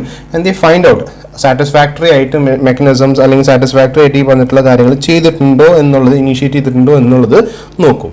നോക്കിയിട്ടില്ലെങ്കിൽ സെബിക്ക് വേണ്ട നിയമ നടപടികൾ എടുക്കാം. If they feel that the investor has not been, അവരുടെ ഗ്രീവിയൻസസ് ഫുള്ളി പരിഹരിച്ചു എന്നുള്ളൊരു സിറ്റുവേഷൻ ഇല്ലെങ്കിൽ അവർക്ക് നിയമ നടപടികൾ എടുക്കാം. Okay, next one is grievance relating to refund. Now ഇത് കുറേ നാൾ മുമ്പ് ഒരു വലിയൊരു ഇഷ്യൂ ആയിരുന്നു. കാരണം നമ്മളൊരു സ്റ്റോക്ക് ഇഷ്യൂ ചെയ്യണമെങ്കിൽ നമ്മൾ ആദ്യമേ അപ്ഫ്രണ്ട് ഒരു വലിയൊരു എമൗണ്ട് കൊടുക്കണം. അതിൻ്റെ ശേഷമാണ് എന്തെങ്കിലും ഇപ്പോൾ ഈ allotment, over subscription, under subscription, pro rata basis എന്നൊക്കെ പറഞ്ഞിട്ട് നിങ്ങൾക്ക് അറിയാം. നൗ അങ്ങനത്തെ സിറ്റുവേഷനിൽ ചില സമയത്ത് പൈസ തിരിച്ചിങ്ങോട്ട് കൊടുക്കണം ഇൻവെസ്റ്ററിന്. ഓക്കെ, അപ്പോൾ ആ ടൈമിൽ ഈ പറഞ്ഞിട്ടുള്ള പൈസ തിരിച്ചു കൊടുക്കാണ്ടിരിക്കുക, അങ്ങനത്തെ ഇഷ്യൂകൾ ഉണ്ടാവാറുണ്ട്. ഇപ്പോൾ പക്ഷെ അങ്ങനത്തെ ഒരുവിധം വലിയ കംപ്ലയിൻസ്, വലിയൊരു റിഡക്ഷൻ വന്നത് ASBA എന്ന് പറഞ്ഞൊരു സംഭവം കാരണമാണ്. നിങ്ങൾ ചിലപ്പോൾ നിങ്ങൾക്ക് ഓൺലൈൻ ബാങ്കിങ് ഉണ്ടെങ്കിൽ നിങ്ങളുടെ ഓൺലൈൻ ഈ പറഞ്ഞിട്ടുള്ള ബ്രൗസർ വഴി നിങ്ങൾ നിങ്ങളുടെ ബാങ്കിൻ്റെ ഡീറ്റെയിൽസ് എടുക്കുകയാണെങ്കിൽ അതിനകത്ത് ASBA, അപ്ലൈ ഫോർ ASBA എന്ന് പറഞ്ഞൊരു സാധനം നിങ്ങൾ കാണാമായിരിക്കും. It simply applications supported by blocked amount. Okay, സംഭവം സിമ്പിളാണ്. നിങ്ങളുടെ അക്കൗണ്ടിൽ 1,00,000 രൂപയുണ്ട്. നിങ്ങൾ ചിലപ്പോൾ ഒരു 50,000 രൂപയ്ക്കാണ് ഷെയർ മേടിക്കാൻ ഉദ്ദേശിക്കേണ്ടാവുക. അപ്പോൾ based on your application 50,000 will be blocked in your account. നിങ്ങൾക്ക് ആ 50,000 ടച്ച് ചെയ്യാൻ പറ്റില്ല. പക്ഷെ നിങ്ങളുടെ അക്കൗണ്ടിൽ നിന്ന് അത് പോയിട്ടുണ്ടാവില്ല. മനസ്സിലായോ? അപ്പോൾ ഇപ്പോൾ ഇഷ്യൂ എല്ലാം കഴിഞ്ഞ് വന്നപ്പോൾ 45,000 ഷെയറുകളാണ് നിങ്ങൾക്ക് അലോട്ട് ചെയ്തതെന്ന് വെച്ചോ. അപ്പോൾ 45,000 ആയിരിക്കും എല്ലാം കഴിഞ്ഞിട്ട് അവസാനം നിങ്ങളുടെ അക്കൗണ്ടിൽ നിന്ന് ട്രാൻസ്ഫർ ചെയ്ത് പോവുക. ഓക്കെ, സോ ഈ റീഫണ്ടിൻ്റെ ഇഷ്യൂ അല്ലെങ്കിൽ allotment, first allotment, second allotment, പിന്നെ ഈ വന്നിട്ടുള്ള പ്രോറാറ്റ ബേസിസ്, അങ്ങനത്തെ ഇഷ്യൂസ് ഒന്നും തന്നെ ഇവിടെ വരുന്നില്ല. എല്ലാത്തിൻ്റെ അവസാനമാണ് നിങ്ങളുടെ അക്കൗണ്ടിൽ നിന്ന് പൈസ പോകണുള്ളൂ. ക്ലിയർ? സോ ആ ഇഷ്യൂസ് ഒരുവിധം ASBA കാരണം ഇല്ലാണ്ടായിട്ടുണ്ട്. Next one, regulatory actions against suspended companies. Now in case companies suspended ആവുകയാണെങ്കിൽ, എന്തെങ്കിലും ഇഷ്യൂ കാരണം സസ്പെൻഡഡ് ആവുകയാണെങ്കിൽ സ്റ്റോക്ക് എക്സ്ചേഞ്ചുകൾ എന്താ ചെയ്യാന്ന് വെച്ച് കഴിഞ്ഞാൽ, എത്ര ടൈം ഈ പറഞ്ഞിട്ടുള്ള കമ്പനികൾ അവരുടെ നോൺ കംപ്ലയൻസ് കാരണം ഈ പറഞ്ഞിട്ടുള്ള സസ്പെൻഡഡ് ആവുന്നു, എത്ര നാൾ മാറി നിൽക്കുന്നു, അതിൻ്റെ ബോർഡ് ഓഫ് ഡയറക്ടേഴ്സിനെ വിളിക്കുന്നു. അതിനകത്ത് സസ്പെൻഡഡ് കമ്പനീസ് എന്ന് പറയുമ്പോൾ കുറച്ച് ആൾക്കാർ പോട്ടെ എന്ന് വെച്ചിട്ട് ദേ സ്റ്റോപ്പ് ഡൂയിങ് എവറിത്തിങ്. ഓക്കെ, പക്ഷെ ചില ആൾക്കാർ അപ്പോഴും ടാക്സുകൾ ഫയൽ ചെയ്യും, കാര്യങ്ങളൊക്കെ ആക്ടിവിറ്റീസ് ചെയ്യാൻ നോക്കും, എല്ലാം തന്നെ ചെയ്യാൻ നോക്കും. സെബി അവർക്ക് സ്റ്റോക്ക് മാർക്കറ്റിൽ കളിക്കാൻ പറ്റില്ലെന്ന് മാത്രമേ ഉള്ളൂ. ബാക്കി അവരുടെ ഡേ ടു ഡേ കാര്യങ്ങൾ അവർ റൺ ചെയ്തുകൊണ്ടിരിക്കും. അങ്ങനത്തെ കമ്പനികളെ ആയിരിക്കും ആദ്യം അവർ ഫോക്കസ് ചെയ്യുക. ഈ സസ്പെൻഡഡ് സ്റ്റാറ്റസ് അല്ലെങ്കിൽ നോൺ കംപ്ലയൻസ് ഇഷ്യൂസ് ഉണ്ടല്ലോ, അതെങ്ങനെയൊക്കെ അവർ പരിഹരിക്കണേ എന്നുള്ളത് നോക്കും. ഒരു പരിധി വിട്ട് പോവുകയാണെങ്കിൽ അവർക്ക് ഈ പറഞ്ഞിട്ടുള്ള കംപ്ലീറ്റ് ആയിട്ടുള്ളൊരു ബാന് പോലെ വരും. ഓക്കെ, ഒരു പരിധി വിട്ടിട്ട് അവരുടെ കാര്യങ്ങൾ ചെയ്യുന്നില്ലെങ്കിൽ കംപ്ലീറ്റ് ബാൻ അല്ലെങ്കിൽ ഒരു ലോങ്ങർ ഡ്യൂറേഷൻ സസ്പെൻഷൻ അല്ലെങ്കിൽ ഡിസ്മിസൽ അല്ല, ഒരു ലോങ്ങർ ഡ്യൂറേഷൻ സസ്പെൻഷൻ പോലെ അത് നീണ്ടുപോകും. Okay, and they will not be allowed to perform in the stock markets. അവർക്ക് അവരുടെ സ്റ്റോക്കുകൾ സ്റ്റോക്ക് മാർക്കറ്റിൽ ട്രേഡ് ചെയ്യാൻ പറ്റാത്തൊരു സാഹചര്യം വരും. നൗ അത് നെസസിറ്റി ആണോ എന്ന് ചോദിച്ചു കഴിഞ്ഞാൽ, ഒരു കമ്പനിയെ അവരുടെ സ്റ്റോക്ക് മാർക്കറ്റ് അവർ ഷെയർ ട്രേഡ് ചെയ്തില്ലെങ്കിൽ അതൊരു ബുദ്ധിമുട്ടാണോ എന്ന് ചോദിച്ചു കഴിഞ്ഞാൽ, it is not a necessity. പക്ഷേ ഒരു കമ്പനിക്ക് ഇപ്പോൾ യു വോണ്ട് ടു ഇപ്പോൾ somewhere down the line you want to you are thinking of borrowing money. Okay, money borrow ചെയ്യാൻ നോക്കുമ്പോൾ if you don't have a good credit history, നിങ്ങളുടെ credit history മോശമാണെങ്കിൽ ബാങ്കുകൾ നിങ്ങൾക്ക് ലോൺ തരാൻ ഒന്ന് രണ്ട് വട്ടം ആലോചിക്കും. മാത്രമല്ല തരുന്നുണ്ടെങ്കിൽ തന്നെ നിങ്ങൾക്ക് നല്ല ഡീപ്പ് പലിശകളായിരിക്കും വരാം. Okay, so your loan might become expensive. അപ്പോൾ അങ്ങനത്തെ സിറ്റുവേഷനിൽ ഈക്വിറ്റി ഷെയർ ആണ് നമുക്ക് ശരണം. ഓക്കെ, അപ്പോൾ പക്ഷേ since you are not trading in your stock markets and stock മാർക്കറ്റിൽ നിങ്ങളെക്കുറിച്ച് മോശമായിട്ടുള്ള റിപ്പോർട്ട് ഉണ്ടെങ്കിൽ അവിടെ നിന്നും പൈസ എന്തായാലും നിങ്ങൾക്ക് റേസ് ചെയ്യാൻ പറ്റത്തില്ല. ക്ലിയർ? സോ ദാറ്റ് ഇഷ്യൂ, അങ്ങനെ ഇഷ്യൂ ഉള്ള കാരണം കമ്പനികൾ സാധാരണഗതിയിൽ ഈ പറഞ്ഞിട്ടുള്ള സ്റ്റോക്ക് മാർക്കറ്റിലും സെബിയിൽ നിന്നും ബ്ലാക്ക് ലിസ്റ്റഡ് ആവാണ്ട് അവർ ശ്രമിക്കും. Okay, next one issuance of no objection certificate. Now NOC issue ചെയ്യുന്നത് ഈ പറഞ്ഞിട്ടുള്ള സെബി ആണ്.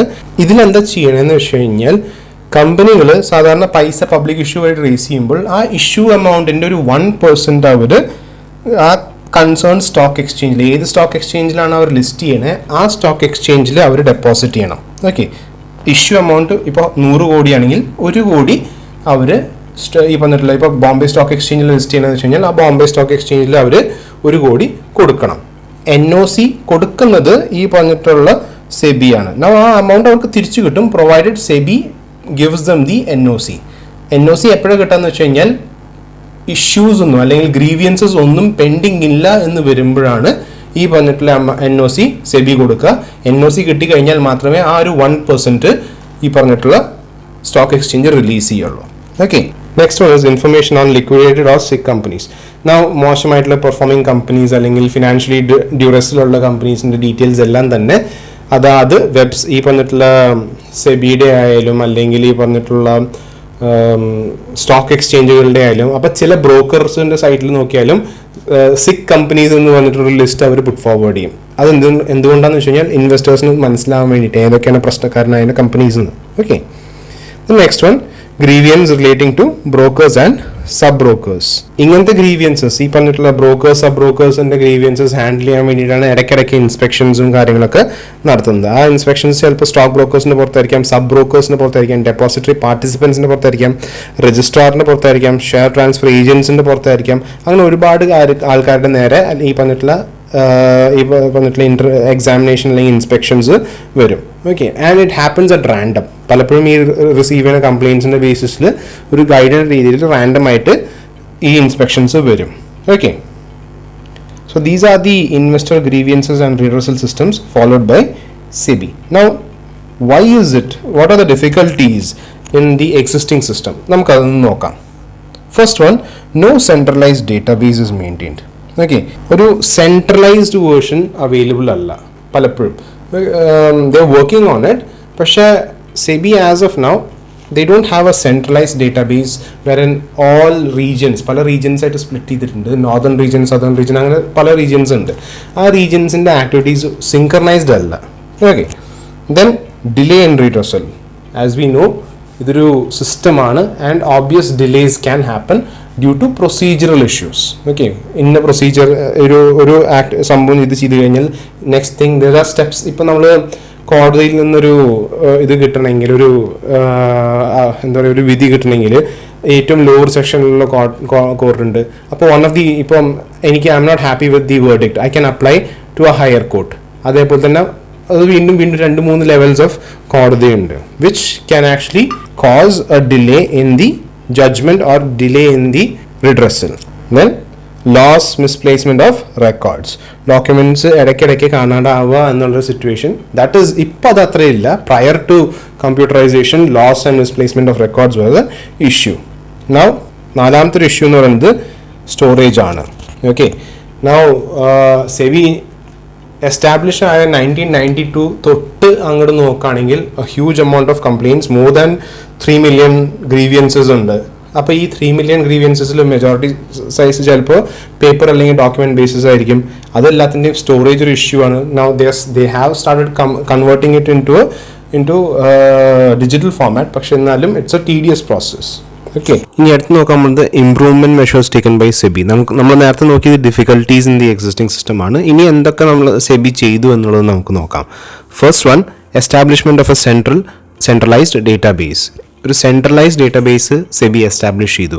Now when you talk about centralised database, it simply means ഒരു സെബി ഒരു വെബ് ബേസ്ഡ് അല്ലെങ്കിൽ online based integrated system create ചെയ്തു. വേറെ ഈ പറഞ്ഞിട്ടുള്ള ഈ റീഡ്രസൽ സിസ്റ്റത്തിൻ്റെ ഒരു പ്രത്യേകത എന്ന് വെച്ച് കഴിഞ്ഞാൽ it makes use of the internet and all the data, എല്ലാ ഡേറ്റയും ഓൺലൈനിലാക്കിയിട്ട് എല്ലാ ഡേറ്റ സെൻട്രലൈസ് ചെയ്തു എന്നുള്ളതാണ്. ആസ് ഇൻ നമുക്കറിയാം ഈ പറഞ്ഞിട്ടുള്ള സെബിക്ക് കുറേ സോൺസ് ഉണ്ട്.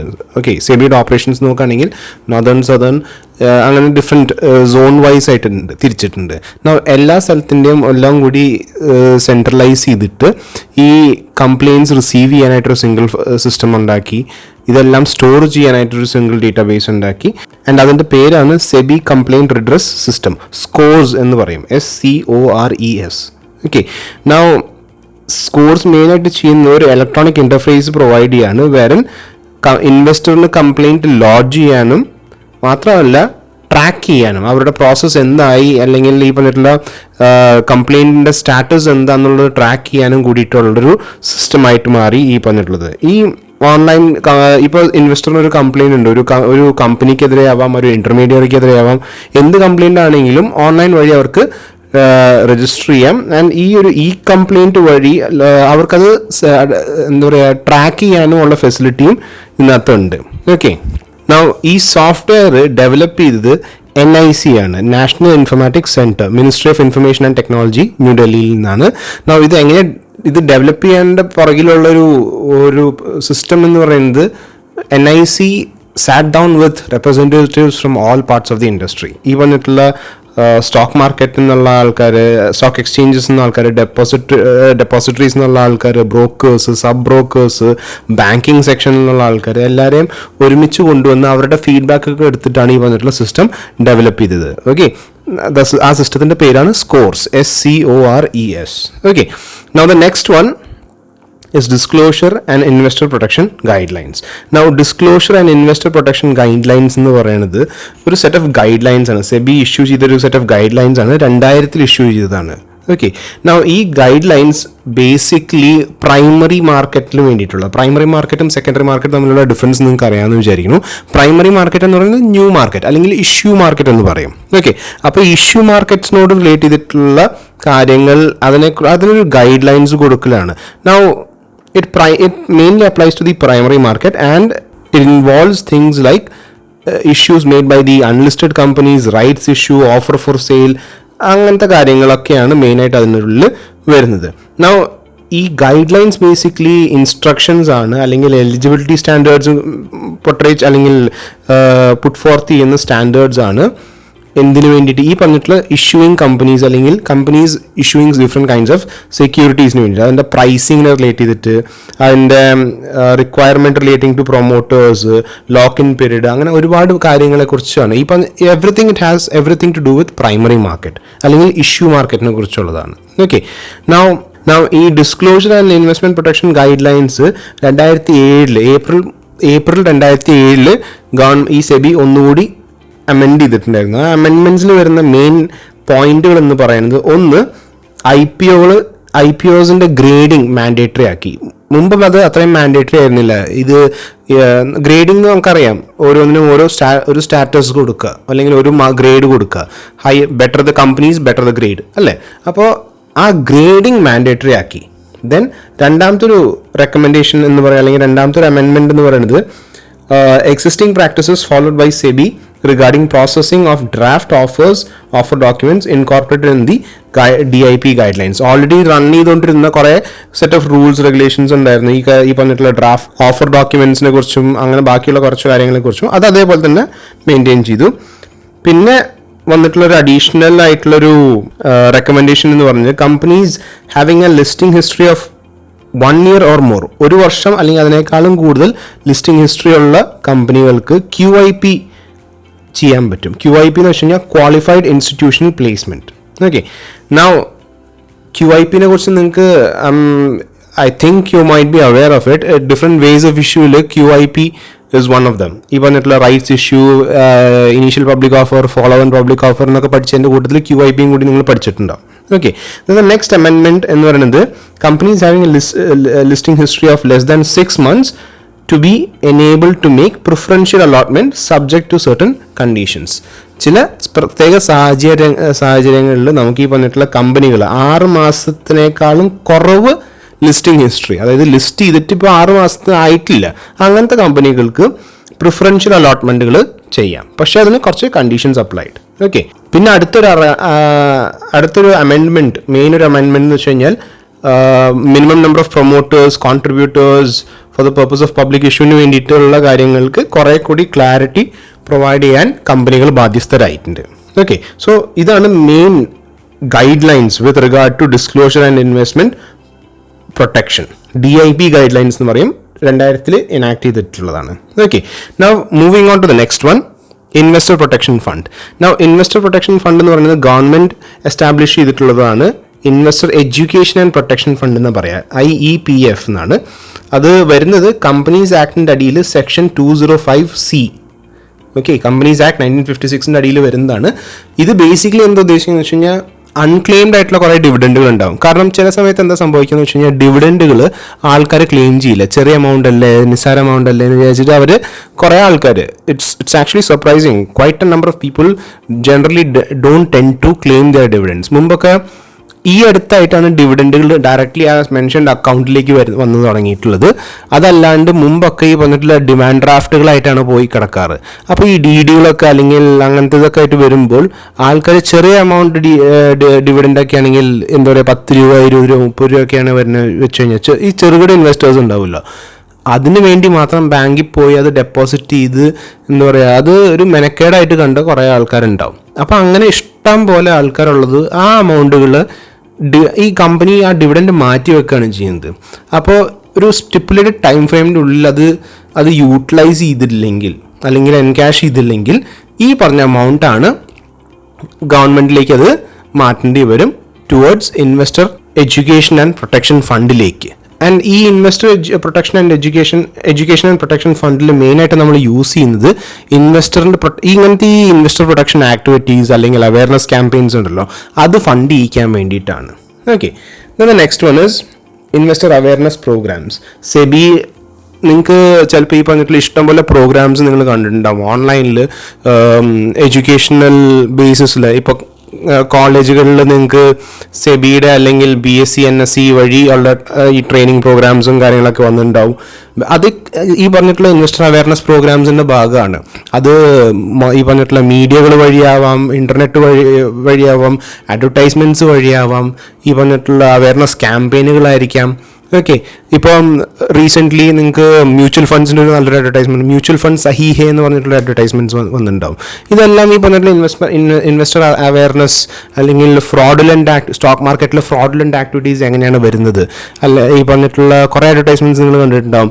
നിങ്ങൾ ഈ സ്റ്റോക്കിലിട്ട് കഴിഞ്ഞാൽ ഡബിൾ അല്ലെങ്കിൽ ട്രിപ്പിൾ ദി എമൗണ്ട് കിട്ടും, ഇതൊരു ഷുവർ സ്റ്റോക്ക് റൂമറാണ് എന്ന് പറഞ്ഞിട്ട് മെസ്സേജ് വരുന്നതും അങ്ങനത്തെ അഡ്വർടൈസ്മെൻറ്റ് കാണുന്നുണ്ടല്ലോ. അതൊക്കെ ഈ പറഞ്ഞിട്ടുള്ള ഇൻവെസ്റ്റർ അവയർനെസ് പ്രോഗ്രാംസിൽ വരുന്നതാണ്. അതല്ലാണ്ട് വർക്ക്ഷോപ്പുകളുണ്ട്, ട്രെയിനിങ് സെമിനാർസ് ഉണ്ട്. All these things come under this. Okay. Next one is role of AMFI. AMFI എന്ന് വെച്ച് കഴിഞ്ഞാൽ association of mutual funds in India, AMFI. അത് ഓഗസ്റ്റ് 22 1995 സെറ്റപ്പ് ചെയ്തതാണ്. ആൻഡ് സെബിയാണ് ശരിക്കും ഈ പറഞ്ഞിട്ടുള്ള AMFIയുടെ പുറകിൽ ഓപ്പറേറ്റ് ചെയ്യുന്നത്. നൗ AMFI എന്ന് പറയുന്നത് മ്യൂച്വൽ ഫണ്ട്സിനോട് എക്സ്ക്ലൂസീവ്ലി ഡീൽ ചെയ്യുന്ന ആൾക്കാരാണ്. ഓക്കെ. ബേസിക്കലി ഇപ്പോൾ you want to be a dealer in mutual funds, you have to take an exam that is put forth by AMFI. Okay. NISM വഴിയായിരിക്കും ഈ വന്നിട്ടുള്ള platform, examination platform. പക്ഷേ അതിൻ്റെ പുറകിൽ ചുക്കാൻ പിടിക്കുന്നത് AMFI ആണ്. AMFIയുടെ എക്സാമിനേഷൻസ് ഉണ്ട്. ആ എക്സാമിനേഷൻസ് ക്ലിയർ ചെയ്താൽ മാത്രമേ നിങ്ങൾക്ക് മ്യൂച്വൽ ഫണ്ട് ഡിസ്ട്രിബ്യൂട്ടേഴ്സോ അല്ലെങ്കിൽ ഡീലേഴ്സ് ആവാൻ പറ്റത്തുള്ളൂ. Next one, compensation to investors. Now compensation to investors എന്ന് പറയുമ്പോൾ ശ്രദ്ധിക്കേണ്ട ഒരു കാര്യം, ഇൻവെസ്റ്റ്മെൻറ്റ് തന്നെ 2 തരത്തിലുണ്ട്. ഈ പറഞ്ഞിട്ടുള്ള നമുക്കറിയാം, നമ്മൾ പഠിച്ചിട്ടുണ്ട് ഇതിൻ്റെ സ്റ്റാർട്ടിങ്ങിൽ ഫിക്സ്ഡ് ഇൻകം സെക്യൂരിറ്റീസും നോൺ ഫിക്സ്ഡ് ഇൻകം സെക്യൂരിറ്റീസും ബേസിക്കായിട്ട് നമുക്ക് ഡിവൈഡ് ചെയ്യാൻ പറ്റും. നൗ നോൺ ഫിക്സ്ഡ് എന്ന് പറയുമ്പോൾ it can vary, income is variable. അപ്പോൾ റിസ്ക് അതിനനുസരിച്ചും വേരിയബിൾ ആണ്, right? So your income can it can go sky high, ഭയങ്കര അൺലിമിറ്റഡ് രീതിയിൽ വേണമെങ്കിൽ നമുക്ക് ഇൻകം പോവുകയും ചെയ്യാം. പക്ഷെ അതിനനുസരിച്ച് ഈക്വലൻ്റ് ആയിട്ടുള്ള റിസ്ക്കും ഉണ്ട്. Okay. So because of that അങ്ങനത്തെ സംഗതികൾക്ക് നമുക്ക് കൃത്യമായിട്ടൊരു കോമ്പൻസേഷൻ ചാർട്ട് ചെയ്യാൻ ബുദ്ധിമുട്ടാണ്. For those instruments where the risk is extremely high, can vary, ആ വേരിയേഷൻ ഉള്ള റിസ്ക് ഉള്ള സ്ഥലങ്ങളിൽ നമുക്ക് ഈ പറഞ്ഞിട്ടുള്ള കോമ്പൻസേഷൻ ഡിസൈഡ് ചെയ്യാൻ ബുദ്ധിമുട്ടാണ്. വാട്ട് ഈസ് പോസിബിൾ ഈ പറഞ്ഞിട്ടുള്ള ഫിക്സ്ഡ് ഇൻകം സെക്യൂരിറ്റീസ് അല്ലെങ്കിൽ ഫിക്സ്ഡ് നേച്ചറിലുള്ള സെക്യൂരിറ്റീസ് ഉണ്ടാവുമല്ലോ, അതിന് നമുക്ക് കോമ്പൻസേഷൻ കാര്യങ്ങളൊക്കെ ഡിസൈഡ് ചെയ്യാൻ പറ്റും. Okay, in case of any kind of fraudulent activities based on ഈ വന്നിട്ടുള്ള ഫിക്സ്ഡ് നേച്ചറുള്ള ഇൻവെസ്റ്റ്മെന്റ്സിൽ അതിൽ നമുക്ക് ഈ പറഞ്ഞ പോലെ കോമ്പൻസേഷൻസ് സെറ്റ് ചെയ്യാൻ പറ്റും. And when it comes to നമ്മൾ ഓൾ ഇന്ത്യ നോക്കുകയാണെങ്കിൽ BSC ഓഫർ ചെയ്യുന്നതാണ് ഏറ്റവും highest compensation, that is about close to 15 lakhs with respect to approved claims. Okay, investor ഈ പറഞ്ഞിട്ടുള്ള ഡിഫോൾട്ടറിന് ട്രേഡിംഗ് മെമ്പേഴ്സിനെതിരെ പറയുന്നൊരു അല്ലെങ്കിൽ ലോഡ്ജ് ചെയ്യുന്നൊരു സിറ്റുവേഷൻസിൽ എനിക്ക് തോന്നുന്നു maximum compensation is about 15 lakhs.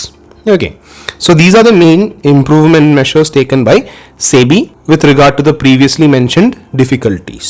Now we'll deal with insider trading. Now before we get into what is insider trading, let's get an understanding as to what is അല്ലെങ്കിൽ who is an insider.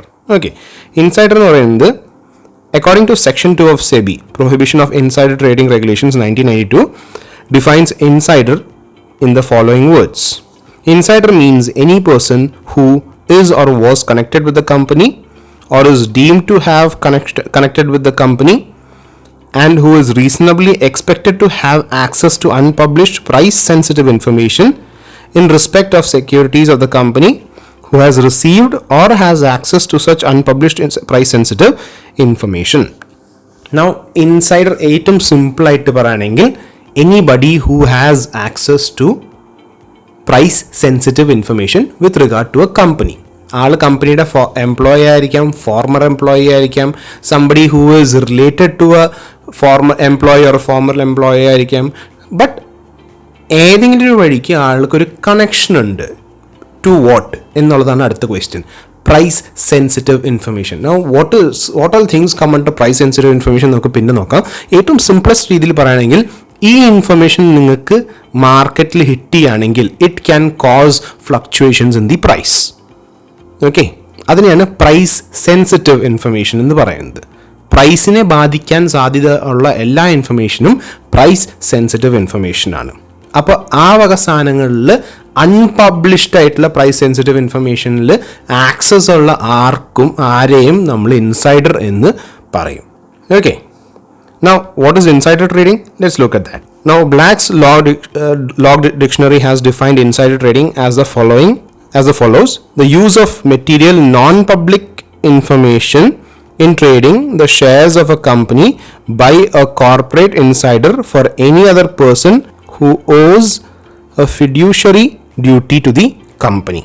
Simple ആയിട്ട് പറയുകയാണെങ്കിൽ കമ്പനിക്കകത്ത് ആവണം നിർബന്ധമില്ല, പക്ഷെ കമ്പനിക്കകത്തോ അല്ലെങ്കിൽ പുറത്തോ ഉള്ളൊരാൾ ഈ പറഞ്ഞിട്ടുള്ള non public information which is important material information ആണ്, which is non public information when he or she uses it for trading and gaining something. അത് ആൾക്ക് തന്നെ ആവണമെന്നില്ല, ആൾ വേറൊരാൾക്ക് വേണ്ടിയിട്ടായിരിക്കാം. പക്ഷെ എന്നിരുന്നാൽ പോലും അവിടെ ആർക്കൊക്കെയോ ബെനിഫിറ്റ് വരുന്നുണ്ട്. അങ്ങനത്തെ ഒരു പരിപാടി തന്നെയാണ് നമ്മൾ ഇൻസൈഡർ ട്രേഡിംഗ് എന്ന് പറയുന്നത്. ഓക്കെ, നൗ എന്തൊക്കെ രീതിയിലുള്ള ഇൻസൈഡർ ഇൻഫർമേഷൻസ് അല്ലെങ്കിൽ ഇൻസൈഡർ കേസുകൾ നമുക്കൊന്ന് പറയാം. Different types of insider trading നമുക്കൊന്ന് കാണാം. First one, corporate officers, directors, employees. ആ ഓർഗനൈസേഷനിലുള്ള ഓഫീസർമാർ, ഡയറക്ടർമാർ, എംപ്ലോയികൾ. Okay, then friends, business associates, family members and other tippees. ഈ പറഞ്ഞിട്ടുള്ള ആദ്യത്തെ കാറ്റഗറി 1 ആൾക്കാരുടെ ഫ്രണ്ട്സ് ആവാം, അവരുടെ ബിസിനസ് അസോസിയേറ്റുകളാവാം, അവരുടെ ഫാമിലി മെമ്പേഴ്സ് ആവാം, അല്ലെങ്കിൽ അവർ ആർക്കോ വേണ്ടി ടിപ്പ് കൊടുക്കില്ലേ, ഈ ട്രേഡിംഗ് ടിപ്പ് പറഞ്ഞു കൊടുക്കില്ലേ, അവർ tippees. Okay, then employees of law, banking process, printing firms. ഈ പറഞ്ഞിട്ടുള്ള കമ്പനി ഇപ്പോൾ ABC ലിമിറ്റഡ് എന്ന് പറഞ്ഞൊരു കമ്പനി ഒരു പ്രിന്റിംഗ് പ്രസ് XYZ പ്രിന്റിംഗ് പ്രസ്സിന് അവരുടെ ആനുവൽ റിപ്പോർട്ട്സ് പബ്ലിഷ് ചെയ്യാൻ കൊടുത്തു. അതൊരു പ്രൈസ് സെൻസിറ്റീവ് ഇൻഫർമേഷൻ ആണ്. ഈ പറഞ്ഞിട്ടുള്ള പ്രിന്റിംഗ് ഹൗസിന് മുൻകൂട്ടി ആ ഇൻഫർമേഷൻ കിട്ടുന്നത്. അപ്പോൾ ആ പ്രിന്റിംഗ് ഹൗസിലുള്ള ആൾക്കാർ ആ ഇൻഫർമേഷൻ വെച്ചിട്ട് ട്രേഡ് ചെയ്ത് പ്രോഫിറ്റ് ഉണ്ടാക്കി കഴിഞ്ഞാൽ that is insider trading. Okay, even though they are not related to the company in any means. പക്ഷെ അതേപോലെ തന്നെയാണ് ബാങ്കിലുള്ള എംപ്ലോയീസ് when they hear ഈ കമ്പനി ഡിഫോൾട്ട് ചെയ്യാൻ ചാൻസ് ഉണ്ട് എന്ന് പറഞ്ഞു കഴിഞ്ഞാൽ അതും ഇഷ്യൂ ആണ്. That's an insider information. മനസ്സിലായോ? So employees of banks, law firms, പിന്നെ ഈ പ്രിൻറ്റിംഗ് ഫേംസ്, അങ്ങനത്തെ any kind of connection to that particular firm. Then what, government employees, government ഓഫീസുകൾ ഹോൾഡ് ചെയ്യുന്ന ആൾക്കാരുണ്ടാവും. ഈ പറഞ്ഞിട്ടുള്ള ഗവൺമെൻറ് എംപ്ലോയീസ് പലപ്പോഴും എന്തെങ്കിലും ലൈസൻസിന് വേണ്ടിയിട്ടായിരിക്കാം, അല്ലെങ്കിൽ ആപ്ലിക്കേഷൻസിന് വേണ്ടിയിട്ടായിരിക്കാം. They have prior knowledge. Then other people who misappropriated and took advantage of confidential information from their employers. Okay, ഈ പറഞ്ഞിട്ടുള്ള എംപ്ലോയറുടെ കയ്യിൽ നിന്ന് അല്ലെങ്കിൽ വേറെ വേരിയസ് എംപ്ലോയീസിൻ്റെ കയ്യിൽ നിന്ന് ഇൻഫർമേഷൻ യൂട്ടിലൈസ് ചെയ്തിട്ട് അവരുടെ പേഴ്സണൽ ഗെയിനിന് വേണ്ടിയിട്ട് കാര്യങ്ങൾ ചെയ്യുന്ന എല്ലാവിധ ആൾക്കാരെയും നമ്മൾ ഇൻസൈഡർ എന്ന് പറയും. ഓക്കെ, സോ ഇത്രയും ആൾക്കാരെയാണ് നമ്മൾ ഇൻസൈഡേഴ്സ് എന്ന് പറയുന്നത്. And these are examples for insider trading. Now what all things come under unpublished price sensitive information? നേരത്തെ നമ്മൾ പറഞ്ഞിട്ടുണ്ടായിരുന്നു, ഈ അൺപബ്ലിഷ്ഡ് പ്രൈസ് സെൻസിറ്റീവ് ഇൻഫർമേഷൻ മാർക്കറ്റിൽ ഹിറ്റ് ചെയ്യുമ്പോൾ it causes change in the price. അതെന്തൊക്കെയാണ് സാധനങ്ങൾ നമുക്ക് നോക്കാം. First one, significant business development, proposed change in nature of the company business. Propose ചെയ്യുന്ന പോസിബിൾ പുതിയ ബിസിനസ്സുകൾ ഏതൊക്കെയാണ്, ഈ പറഞ്ഞിട്ടുള്ള മാനേജ്മെൻറ്റ് സ്റ്റൈലുകൾ അല്ലെങ്കിൽ കമ്പനിയുടെ ബിസിനസ് നേച്ചർ തന്നെ മാറ്റുന്ന കാര്യങ്ങൾ, ഈ വക സാധനങ്ങളൊക്കെ പ്രൈസ് സെൻസിറ്റീവ് ഇൻഫർമേഷൻ. പെട്ടെന്ന് ഒരു നല്ല എക്സാമ്പിൾ പറയുകയാണെങ്കിൽ, imagine you take Nestle for example. Nestle എന്ന് പറയുന്നത് ഈ പറഞ്ഞിട്ടുള്ള മാഗി, അങ്ങനത്തെ ഫുഡ് പ്രോഡക്ട്സ്, അങ്ങനത്തെ എല്ലാവിധ സാധനങ്ങൾ, ബേബി ഫുഡ്സ് ഒക്കെ ക്രിയേറ്റ് ചെയ്യുന്ന ആൾക്കാരാണ്. ഇമാജിൻ ഫോർ എന്താ പറയുക, 1 week from now they've changed their entire company product line into, say for example, IT. Nestle പിന്നെ ഇനി തൊട്ട് IT ഇൻഡസ്ട്രിയിലേക്ക് കംപ്ലീറ്റ് ആയിട്ട് തിരിയാണ്. They no longer work in the food business. അപ്പോൾ എന്ത് സംഭവിക്കുന്നു, that creates a huge amount of price shift. ചിലപ്പോൾ കമ്പനിയുടെ ഷെയർസ് ഒറ്റയടിക്ക് ഇടിഞ്ഞു ഒളിഞ്ഞു വീഴും. മനസ്സിലായോ? അപ്പോൾ these are things that can cause a great deal of change in the price. Then detail of material contracts being negotiated by company. വലിയ കോൺട്രാക്റ്റുകൾ company negotiate ചെയ്യുന്ന, സീക്രട്ടായിട്ട് നെഗോഷിയേറ്റ് ചെയ്യുന്ന കാര്യങ്ങളുണ്ടാവും. ആ നെഗോഷിയേറ്റ് ചെയ്ത സാധനങ്ങൾ പുറത്തേക്ക് പോയി കഴിഞ്ഞാൽ ചിലപ്പോൾ പ്രൈസിൽ ചിലപ്പോൾ വ്യത്യാസം ഉണ്ടാവാം. Then potential litigation that can affect the company. Potential litigation എന്ന് വെച്ച് കഴിഞ്ഞാൽ ഇപ്പോഴും കേസ്, കമ്പനിക്കെതിരെ വരുന്ന കേസുകളാണ് പൊട്ടൻഷ്യൽ. വന്നിട്ടില്ല, വരാൻ സാധ്യതയുള്ള കേസുകളുണ്ടല്ലോ, അതിനെക്കുറിച്ചുള്ള information.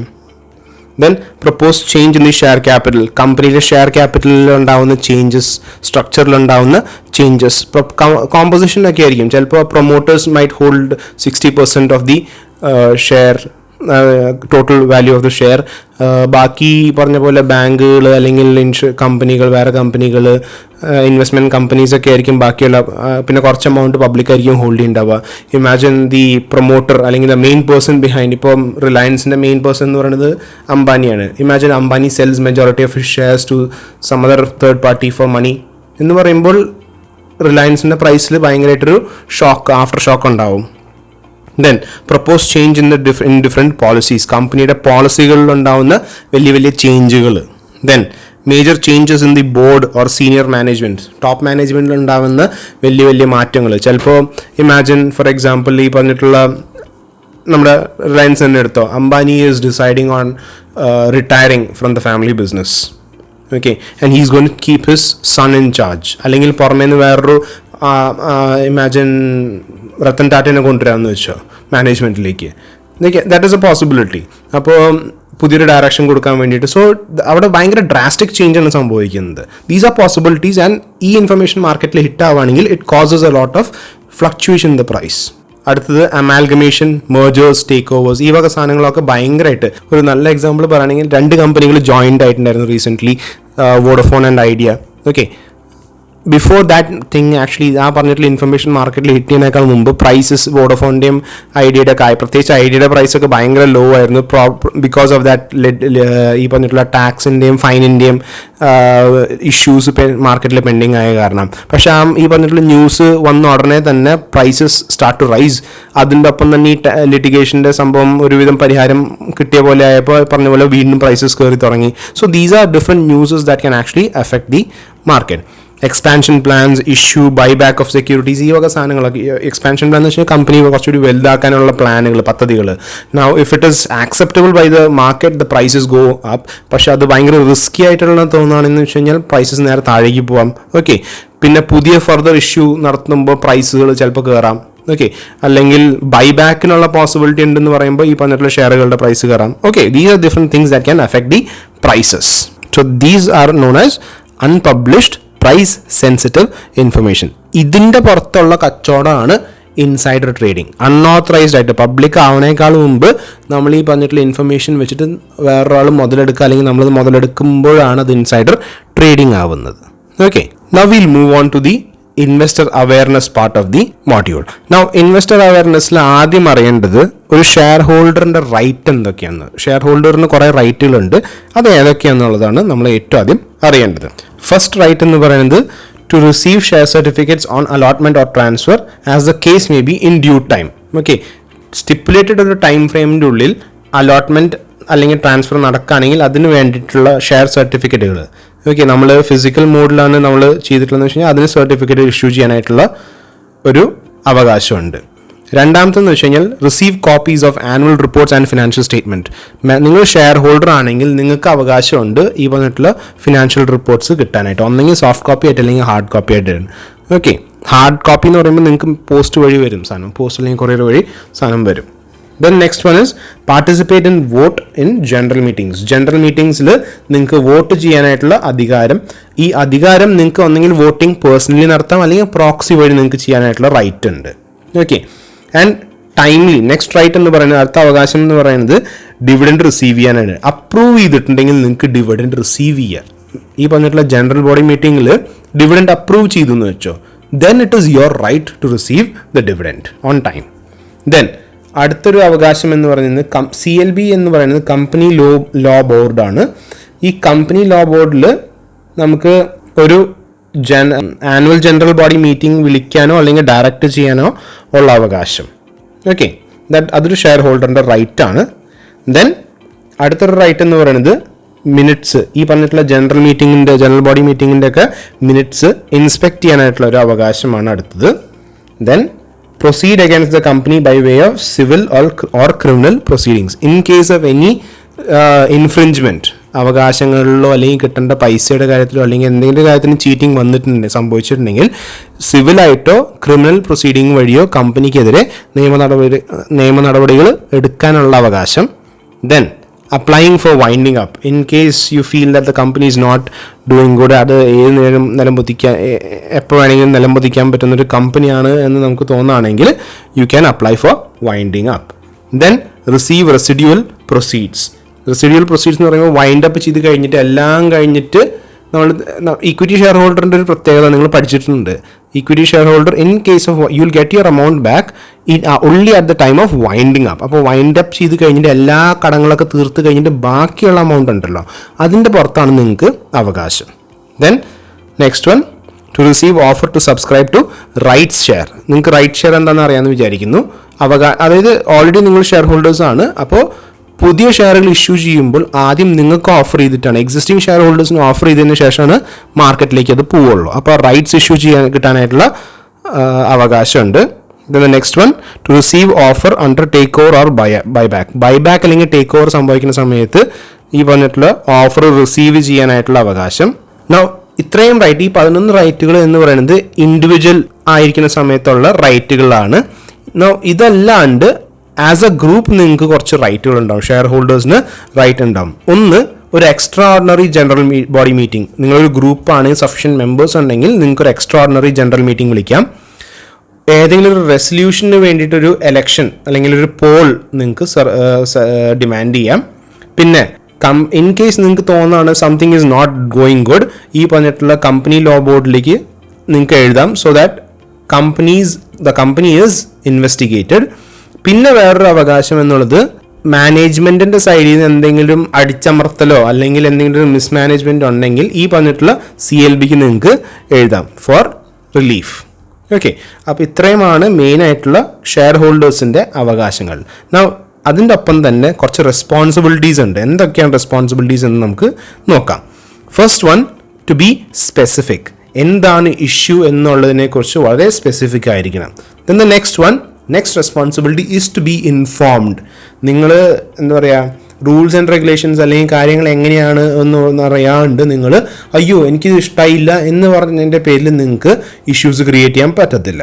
Okay, if you are filing for a complaint, it must be specific and it must be done based on a great deal of information. Okay, Then being vigilant, being alert, being aware of the news.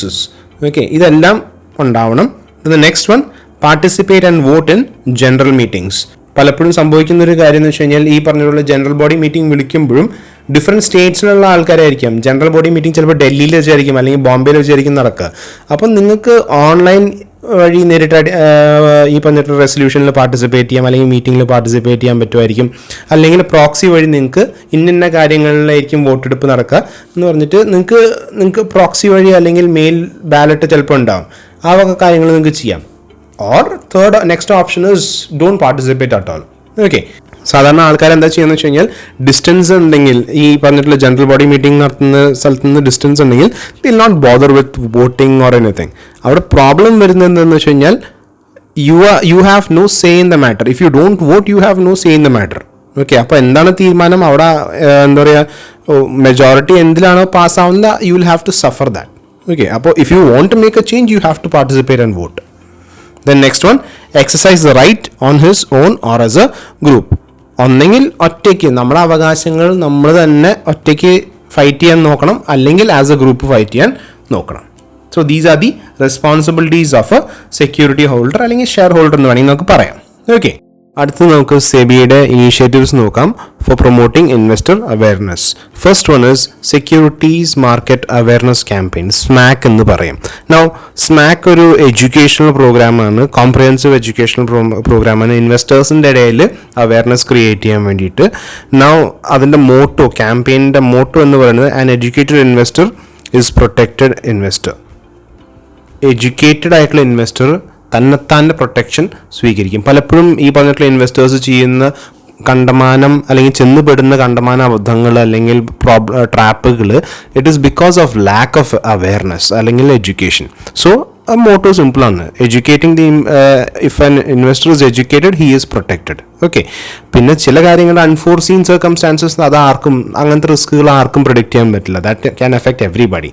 But education കൊണ്ട് protect ചെയ്യാൻ പറ്റുന്ന റിസ്കുകളൊക്കെ നമുക്ക് protect ചെയ്യാം.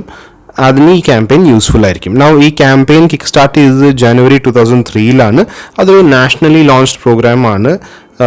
By the then prime minister ആയിരുന്നു അത് launch ചെയ്തത്. Now it works on different level. Initially അത് സ്റ്റാർട്ട് ചെയ്തത് 12 സ്റ്റേറ്റ്സിലാണ്, പക്ഷെ അതിപ്പോൾ ഭയങ്കരമായിട്ട് സ്പ്രെഡ് ചെയ്തിട്ട് അക്രോസ് ഓൾ സ്റ്റേറ്റ്സ് ഇത് സ്പ്രെഡ് ആയിട്ടുണ്ട്. നൗ വർക്ക്ഷോപ്സ് നടക്കുന്നുണ്ട്, മാർക്കറ്റ് പാർട്ടിസിപ്പൻസിൻ്റെ സെമിനാർസും കാര്യങ്ങളും നടക്കുന്നുണ്ട്, ഇൻവെസ്റ്റർ അസോസിയേഷൻസ് ഫോം ചെയ്തിട്ടുണ്ട്. And all of this is through the push of അല്ലെങ്കിൽ ബാക്കിംഗ് ഓഫ് സെബി. അതിൻ്റെ മെയിൻ മെസ്സേജ് എന്ന് പറഞ്ഞാൽ ഇൻവെസ്റ്റ് വിത്ത് നോളജ് എന്നാണ് അവരുടെ ഒരു propaganda. Okay, now the next one is workshops. Workshops എന്ന് പറയുമ്പോൾ ഇൻവെസ്റ്റേഴ്സിന് ഇൻവെസ്റ്റിംഗ് ഫണ്ടമെൻ്റൽസ് അല്ലെങ്കിൽ investment fundamentals, risk management basics, rights, responsibilities, ഇതൊക്കെ എന്തൊക്കെയാണെന്ന് പറഞ്ഞു കൊടുക്കാനുള്ളൊരു സ്ഥലം. ഓക്കെ, അത് they don't bring in a huge amount of people, rather than that focused ആയിട്ടുള്ള കുറച്ച് സെറ്റ് ഓഫ് ആൾക്കാർ ഇൻട്രസ്റ്റഡ് ആയിട്ടുള്ള പാർട്ടീസിന് ഒരുമിച്ച് കൂടി അവർക്ക് വേണ്ട ഫെസിലിറ്റീസ്, വേണ്ട എഡ്യൂക്കേഷണൽ ആസ്പെക്ട്സ്, അവയർനെസ് പ്രോഗ്രാംസ് അതൊക്കെ അറേഞ്ച് ചെയ്യുക. And this is done across several cities throughout the nation. അടുത്തെന്ന് പറയുന്നത് അഡ്വർടൈസ്മെൻറ്റുകൾ വഴി നമ്മൾ ഇടയ്ക്കിടയ്ക്ക് പല ഡിഫറെൻറ്റ് ലാംഗ്വേജസിൽ ഡിഫറെൻറ്റ് അക്രോസ് ഡിഫറെൻറ്റ് സ്റ്റേറ്റ്സിൽ അക്രോസ് ഡിഫറെൻറ്റ് വെറൈറ്റീസ് ഓഫ് ചാനൽസിൽ ഈ പറഞ്ഞിട്ടുള്ള അഡ്വർടൈസ്മെൻറ്റ്സ് നടക്കുക. അഡ്വർടൈസ്മെൻറ്റ്സ് എന്ന് പറയുമ്പോൾ അവയർനെസ് ബേസ്ഡ് ആയിട്ടുള്ള അഡ്വർടൈസ്മെൻറ്റ്സ് ആയിരിക്കും. ഞാൻ നേരത്തെ ക്ലാസ്സിൽ പറഞ്ഞ പോലെ തന്നെ മ്യൂച്വൽ ഫണ്ട് സഹി ഹേ അല്ലെങ്കിൽ സോച്ച് കർ സമജ് കർ ഇൻവെസ്റ്റ് കർ എന്ന് പറഞ്ഞിട്ടുള്ള ക്യാമ്പയിനുകൾ ഇഷ്ടം പോലെ, അഡ്വർടൈസ്മെൻറ്റ് ക്യാമ്പയിൻസ് ഇഷ്ടം പോലെ ഓൺ ഗോയിങ് ആണ്. Next one educational materials. Educational materials നിങ്ങൾ ഈ വന്നിട്ടുള്ള സെബിയുടെ സൈറ്റിൽ നോക്കിയാലും അല്ലെങ്കിൽ RBIയുടെ സൈറ്റ്സിൽ നോക്കിയാലും U will get plenty of materials that teaches you about various aspects. ഒരുപാട് കാര്യങ്ങൾക്ക് ഇപ്പോൾ സ്റ്റോക്ക് മാർക്കറ്റിലെ ബേസിക്സ് എന്തൊക്കെയാണ്, what is the idea behind trading, അല്ലെങ്കിൽ ഒരു ട്രേഡിംഗ് നടത്തുമ്പോൾ എന്തൊക്കെ കാര്യങ്ങൾ വരുന്നു, ഇൻവെസ്റ്റർ അവയർനെസ്സിൻ്റെ ബേസിസിൽ what is investment frauds, what are the different kinds of frauds that are available. അങ്ങനെ വ്യത്യസ്ത രീതിയിലുള്ള ഇൻഫർമേഷൻ അല്ലെങ്കിൽ കണ്ടന്റുകൾ ഫ്രീ ആയിട്ട് ഓൺലൈനായിട്ട് അവൈലബിൾ ആണ്. അതാത് വെബ്സൈറ്റുകളിൽ പോയി കഴിഞ്ഞാൽ ഇൻവെസ്റ്റർ എഡ്യൂക്കേഷന് വേണ്ടിയിട്ട് തന്നെ ഒരു സെപ്പറേറ്റ് വെബ്സൈറ്റിൻ്റെ തന്നെ ഒരു സബ് പേജ് അവിടെ അവൈലബിൾ ആണ്. Okay. Then all India radio വഴിയുള്ള ഡിക്ലറേഷൻസ്, അനൗൺസ്മെൻറ്റ്സ്, ആ വക സാധനങ്ങൾ, അവയർനെസ് പ്രോഗ്രാംസ് അതിലൂടെ.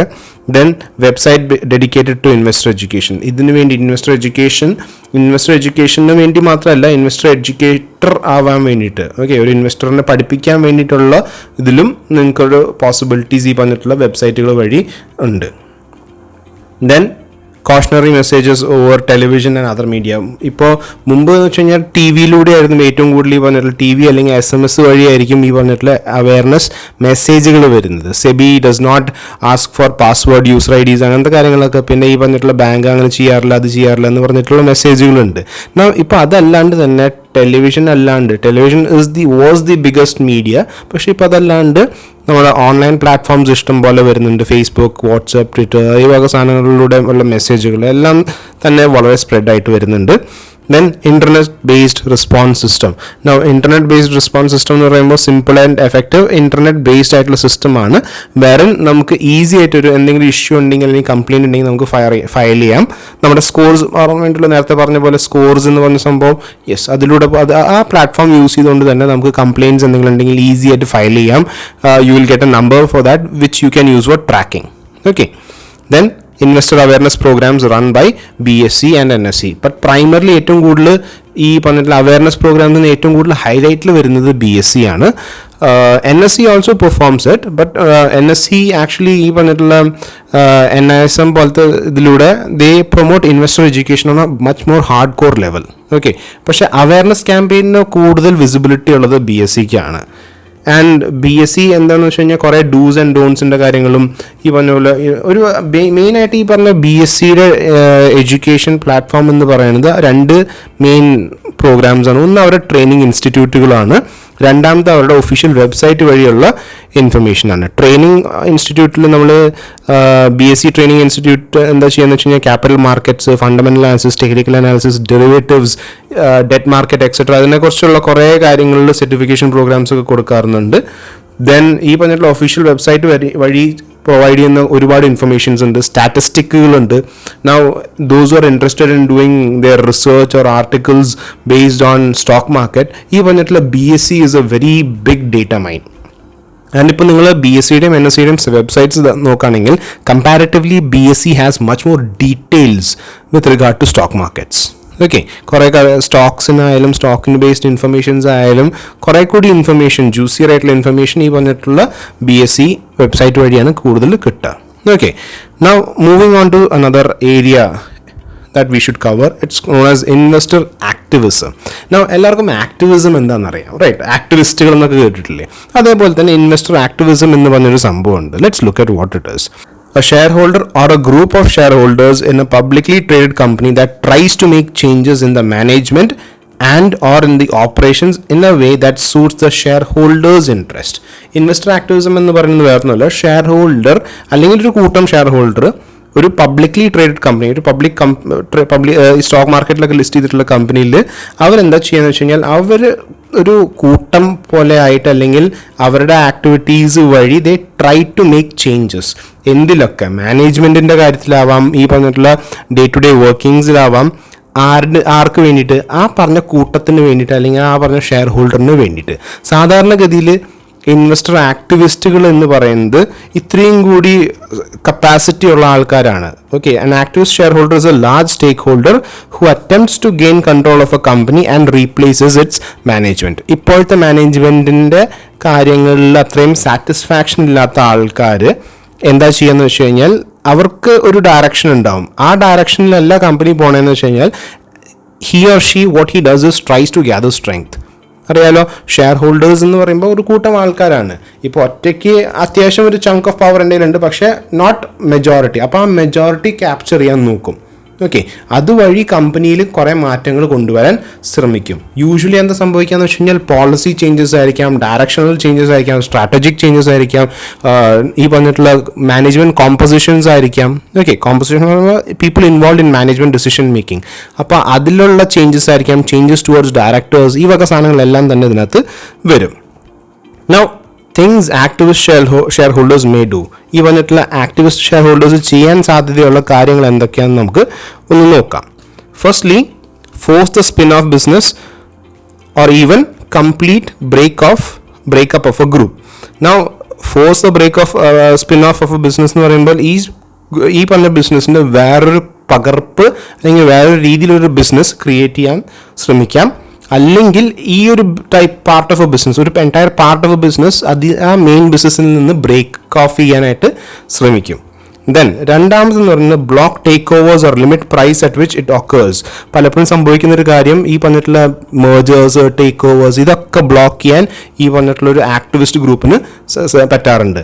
അത് ചിലപ്പോൾ സ്റ്റോക്ക് പ്രൈസസ് ഡയറക്റ്റ്ലി മാനിപ്പുലേറ്റ് ചെയ്യല്ല, പക്ഷേ ഈ ആക്ടിവിസ്റ്റുകളുടെ ആയിരിക്കും ഒരു വലിയൊരു ചങ്ക് ഓഫ് ഷെയർസ്. അപ്പോൾ they can play with that price. അവർക്ക് ഒരു ആർട്ടിഫിഷ്യൽ ഡിമാൻഡ് സപ്ലൈ ക്രിയേറ്റ് ചെയ്യാൻ പറ്റും. Okay, by doing so they can actually hamper, അവരുടെ ഉദ്ദേശിച്ച് അവർക്ക് വേണമെങ്കിൽ ഈ പറഞ്ഞിട്ടുള്ള ടേക്ക് ഓവർ, മേജേഴ്സ് ഒക്കെ തടയാനും പറ്റും. Then limit the directors pay and fire directors. If they are not happy with the directors, അവർക്ക് ഡയറക്ടേഴ്സിൻ്റെ പേ വെട്ടിച്ചുരുക്കാം, ശമ്പളം വെട്ടിച്ചുരുക്കാം, അല്ലെങ്കിൽ അവർക്ക് ഡയറക്ടേഴ്സിന് ഇഷ്ടമായില്ലെങ്കിൽ ഡയറക്ടേഴ്സിനെ പിരിച്ചുവിടാം. ദെൻ അവർക്ക് ചെയ്യാൻ പറ്റുന്നൊരു കാര്യം, സ്ട്രാറ്റജി, കമ്പനിക്ക് ഒരു സ്ട്രാറ്റജി ഉണ്ടാവും, long term short term strategies ഉണ്ടാവും, അത് ചേഞ്ച് കൊണ്ടുവരാം. Okay, so these are the things that an investor activism can do. Now another question comes into mind, is it good or bad? It depends on the situation. അതിന് ഒറ്റ answer അതാണ്, it depends on the situation. ഇപ്പോൾ ഒരു company മോശം ഡയറക്ഷനിലാണ് പോകുന്നത്, സൊസൈറ്റിക്ക് harmful ആയിട്ടുള്ള രീതിയിലുള്ള ഡയറക്ഷനിലാണ് പോകുന്നതെന്ന് വെച്ച് കഴിഞ്ഞാൽ അതിനെതിരെയുള്ളൊരു investor activism is a good thing. പക്ഷേ ഒരു കമ്പനി നല്ല രീതിയിൽ പോയിക്കൊണ്ടിരിക്കുകയാണ്, വെറുതെ ഒരു പേഴ്സണൽ ഇൻട്രസ്റ്റിന് അല്ലെങ്കിൽ പേഴ്സണൽ കാര്യങ്ങൾക്ക് വേണ്ടിയിട്ട് നമ്മൾ യൂട്ടിലൈസ് ചെയ്യുകയാണ്, അവിടെ ഒരു പ്രോബ്ലം ക്രിയേറ്റ് ചെയ്യുകയാണെങ്കിൽ that is a negative thing. So you can say with 100% guarantee or certainty that investor activism is a good thing.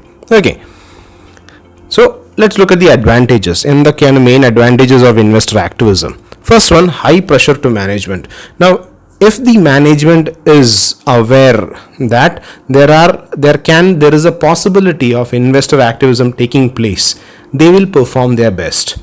Okay, ഏറ്റവും നന്നായിട്ട് ജനറലി പറഞ്ഞിട്ടുള്ള ഷെയർ ഹോൾഡേഴ്സിനെ അപ്സെറ്റ് ചെയ്യാത്ത രീതിയിൽ അവർ മാക്സിമം പെർഫോം ചെയ്യാൻ നോക്കും. ഓക്കെ, നമുക്ക് നേരത്തെ പറഞ്ഞ പോലെ ഈ പറഞ്ഞിട്ടുള്ള ഇൻവെസ്റ്റർ ആക്ടിവിസം എപ്പോഴാണ് സംഭവിക്കുന്നത്?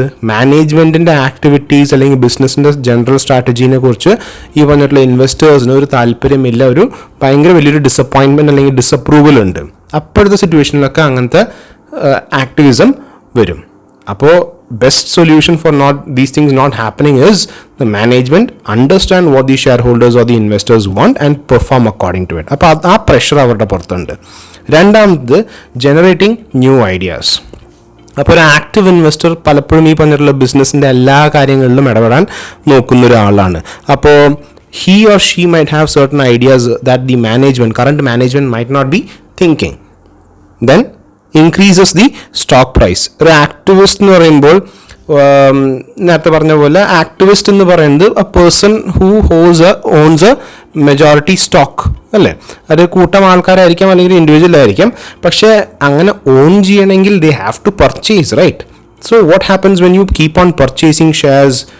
പർച്ചേസ് ചെയ്യുന്നതോറും ഡിമാൻഡ് കൂടാണ്. When demand of a share increases, naturally its prices also will increase. So benefit, end result നോക്കുകയാണെങ്കിൽ കമ്പനി ബെനിഫിറ്റ് ചെയ്യുന്നുണ്ട്, അവരുടെ കമ്പനിയുടെ വെൽത്ത് ഇൻക്രീസ് ചെയ്യുന്നുണ്ട്. Then next one, some changes in the management. അപ്പോൾ ചില സമയത്ത്, ചില സാഹചര്യങ്ങളിൽ, ചില സിറ്റുവേഷൻസിൽ ചില നെഗറ്റീവ് എലമെൻറ്റ്സ് മാനേജ്മെൻറ്റിൽ ചിലപ്പോൾ ഒരു നെഗറ്റീവ് എലമെൻറ്റ്സ് ഉണ്ടാവും, ചിലപ്പോൾ ഒരു മിക്സ്ഡ് ആയിരിക്കും. അപ്പോൾ ഈ ആക്ടിവിസം വഴി നമുക്ക് ചില നെഗറ്റീവ് എൻറ്റിറ്റീസിനെ നമുക്ക് പുറത്താക്കാൻ പറ്റും. ഓക്കെ, അല്ലെങ്കിൽ ഈ നെഗറ്റീവ് എൻറ്റിറ്റീസിൻ്റെ ഇൻഫ്ലുവൻസ് നമുക്ക് ലിമിറ്റ് ചെയ്യാൻ പറ്റും. Now let's look at the drawbacks for investor activism. First one, reduction in price. Now ഇപ്പോൾ ഒരു ചെറിയ കൺഫ്യൂഷൻ ഉണ്ട്. How is that advantages increases price and drawbacks of reduction in price? See, reduction in price ഉണ്ടാവാൻ കാരണം വെച്ച് കഴിഞ്ഞാൽ any conflict, കമ്പനിയുടെ ഇടയിൽ ഒരു കോൺഫ്ലിക്റ്റ് വിസിബിൾ ആയി കഴിഞ്ഞാൽ, പബ്ലിക്കിൻ്റെ മുമ്പിൽ വിസിബിൾ ആയി കഴിഞ്ഞാൽ, what happens? They have a negative viewpoint about that company. ഒരു നല്ല എക്സാമ്പിൾ പറയുകയാണെങ്കിൽ, നിങ്ങളൊരു വീട്ടിനകത്തേക്ക് കയറി ചെന്നു, പുറമേ നിന്ന് കാണുമ്പോൾ നല്ല വീട്ടുകാരൊക്കെ നല്ല പെരുമാറ്റം. ഇപ്പോൾ right in front of you the family members start arguing and fighting each other. അപ്പം നിങ്ങൾക്ക് ആ വീടിനെ കുറിച്ചുള്ള അഭിപ്രായം എന്തായിരിക്കും? Naturally this is not a good family, right? ആ ഒരു അടി ഭയങ്കര വയലൻ്റായി, പരിസരബോധം ഇല്ലാണ്ട് ആൾക്കാർ അങ്ങോട്ടും ഇങ്ങോട്ടും ഷൗട്ട് ചെയ്യാണ്. അതൊക്കെ കാണുമ്പോൾ naturally what happen, family members അങ്ങനെ ചെയ്യുമ്പോൾ ഓക്കെ ഇതൊരു പൊട്ട ഫാമിലിയാണെന്നുള്ളൊരു തോന്നൽ ഓട്ടോമാറ്റിക്കലി മനസ്സിലേക്ക് കയറി വരും. പ്രത്യേകിച്ച് ചിലപ്പോൾ ദേ മൈറ്റ് ബി എന്താ പറയുക, ഒരു നോർമൽ ഫാമിലി ഫൈറ്റ് തന്നെ ആയിരിക്കും. ഓക്കെ, 2 മിനിറ്റ് മേ ബി ഒരു അരമണിക്കൂർ കഴിഞ്ഞ് ഇതെല്ലാം സോൾവ് ആവും. പക്ഷേ പുറമേ നിന്നൊരു വ്യൂ പോയിന്റ് എന്തായിരിക്കും, that family is a bad family, right? അതേപോലെ തന്നെയാണ് കമ്പനിയുടെ കേസിലും. ഇൻവെസ്റ്റേഴ്സ് തമ്മിൽ ഒരു ഫ്രാക്ഷൻ, മാനേജ്മെൻറ്റും ഇൻവെസ്റ്റേഴ്സും തമ്മിൽ അടിയാന്ന് കണ്ടു കഴിഞ്ഞാൽ, മാർക്കറ്റിൽ അത് ന്യൂസ് ഹിറ്റ് ചെയ്ത് കഴിഞ്ഞാൽ it can cause a price reduction. Okay, second one, activism for personal interest. നേരത്തെ പറഞ്ഞ പോലെ സ്വന്തം സെൽഫിഷ് ആവശ്യങ്ങൾക്ക് വേണ്ടിയിട്ട് ചില ആൾക്കാർ ഈ പറഞ്ഞ പോലെ ആക്ടിവിസം ഏറ്റെടുക്കും, which can cause problems. The third one, activist may not always be right. ആക്ടിവിസ്റ്റുകൾ പലപ്പോഴും ഈ പറഞ്ഞിട്ടുള്ള investor activisms may not always be based on right ideas. Okay, അത് ഓരോ ഐഡിയോളജി കാരണമായിരിക്കാം, അല്ലെങ്കിൽ ഒരു അഭിപ്രായം കാരണമായിരിക്കാം. ആ ഒപ്പീനിയൻ എപ്പോഴും ശരിയാവണമെന്നില്ല. Okay, now last one, activists are not consistent. Consistencies പലപ്പോഴും ഉണ്ടാവാറില്ല. ചിലപ്പോഴും എന്താ സംഭവിക്കുക എന്ന് വെച്ച് കഴിഞ്ഞാൽ, ചില സാഹചര്യങ്ങളിൽ അവരുടെ agenda depending on the needs and wants and situations അത് മാറിക്കൊണ്ടിരിക്കും. അപ്പോൾ ഒരു കൺസിസ്റ്റൻസി പലപ്പോഴും ഇൻവെസ്റ്റർ ആക്ടിവിസത്തിൽ കാണാറില്ല. Okay, so these are the major drawbacks of investor activism. Now last ആയിട്ട് നമുക്ക് നോക്കേണ്ട ഒരു വലിയൊരു പാർട്ട് എന്ന് പറയുന്നത് റെഗുലേറ്ററി ഫ്രെയിംവർക്സ്, അല്ലെങ്കിൽ the main regulatory acts that govern the security markets. Now this is a very important question and it's more or less your essay based question. So let's look at it. First one എന്ന് പറയുന്നത് the SEBI Act 1992. SEBI Act 1992 ആണ് ഈ പറഞ്ഞിട്ടുള്ള security മാർക്കറ്റ്സിലെ ഏറ്റവും പ്രധാനപ്പെട്ട act. Okay, അല്ലെങ്കിൽ regulatory framework എന്ന് പറയുന്നത്. Now SEBI Act as you know 1992 enact ചെയ്തതാണ്. ആൻഡ് ഈ ആക്ട് എനാക്ട് ചെയ്തപ്പോൾ സെബി എന്ന് പറഞ്ഞ ഓർഗനൈസേഷൻസിന് കുറച്ച് സ്റ്റാറ്റ്യൂട്ടറി പവേഴ്സ് കൊടുത്തിട്ടുണ്ട്. ഒന്നാമത്തെ statutory power, protecting the interest of investors in securities. സെക്യൂരിറ്റീസിൽ ഇൻവെസ്റ്റ് ചെയ്യുന്ന ഇൻവെസ്റ്റേഴ്സിന്റെ അവകാശങ്ങളും ഇൻട്രസ്റ്റുകളും പ്രൊട്ടക്ട് ചെയ്യുക. Second one, promoting the development of securities market. Securities market develop ചെയ്തെടുക്കുക എന്നുള്ളതാണ്. And third one, regulating the securities market. Security market once develop ആയി കഴിഞ്ഞാൽ അതിൻ്റെ operations, day to day functioning, അതിനാവശ്യമായിട്ടുള്ള എല്ലാ കാര്യങ്ങളും ഈ പറഞ്ഞിട്ടുള്ള ആക്ട് സപ്പോർട്ട് കൊടുക്കുന്നു. ഓക്കെ, അതിൻ്റെ ഉള്ളിൽ വരുന്ന കാര്യങ്ങൾ എന്ന് പറയുന്നത് ക്യാപിറ്റൽ ഇഷ്യൂവൻസിൻ്റെ അടിയിൽ വരുന്ന എല്ലാ കാര്യങ്ങളും വരുന്നുണ്ട്. Intermediaries, depositories, persons associated with markets, ഈ പറഞ്ഞിട്ടുള്ള എൻക്വയറീസ് കണ്ടക്ട് ചെയ്യാനുള്ള അവകാശങ്ങൾ, എന്തെങ്കിലും ഒഫൻസുകൾ ഉണ്ടെങ്കിൽ അവരെ അതിനകത്ത് പെടുത്താനായിട്ടുള്ള കാര്യങ്ങൾ.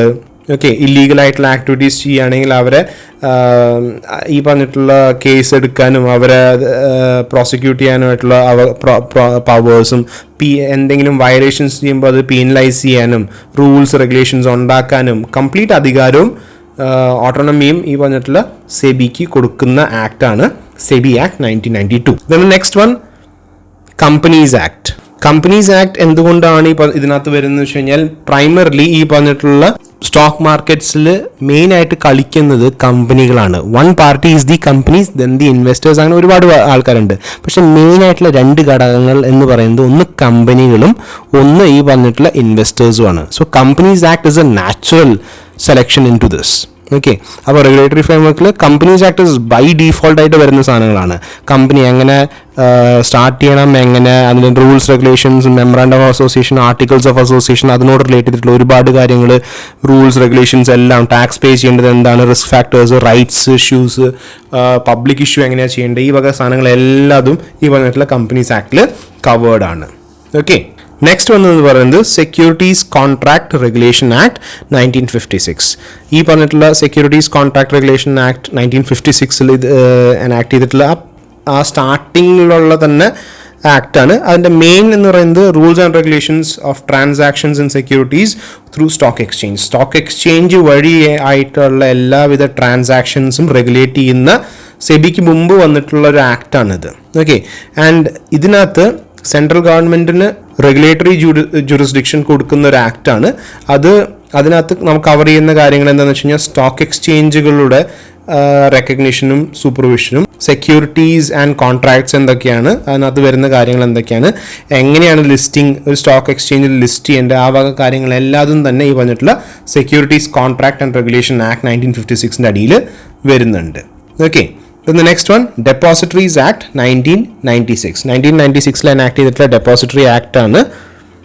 ആ ആക്ട് വഴി നമ്മുടെ ഡെപ്പോസിറ്ററീസ് എസ്റ്റാബ്ലിഷ് ചെയ്യാനും അതിൻ്റെ ഈ പറഞ്ഞിട്ടുള്ള ഡെപ്പോസിറ്ററീസിൻ്റെ മെയിൻ ബെനിഫിറ്റ് വന്നത് ഈ പറഞ്ഞിട്ടുള്ള ഷെയറുകളുടെ ഫ്രീ ട്രാൻസ്ഫറബിലിറ്റി മാത്രമല്ല, ഈ പറഞ്ഞിട്ടുള്ള ഡിമാറ്റ് ഫോമാറ്റ്, ഡിമെറ്റീരിയലൈസ്ഡ് ഫോമാറ്റിൽ ഷെയറുകൾ മെയിൻറ്റെയിൻ ചെയ്യിക്കാനായിട്ടുള്ള എബിലിറ്റിയും കൂടിയാണ് അതിനൊപ്പം കൊണ്ടുവന്നത്.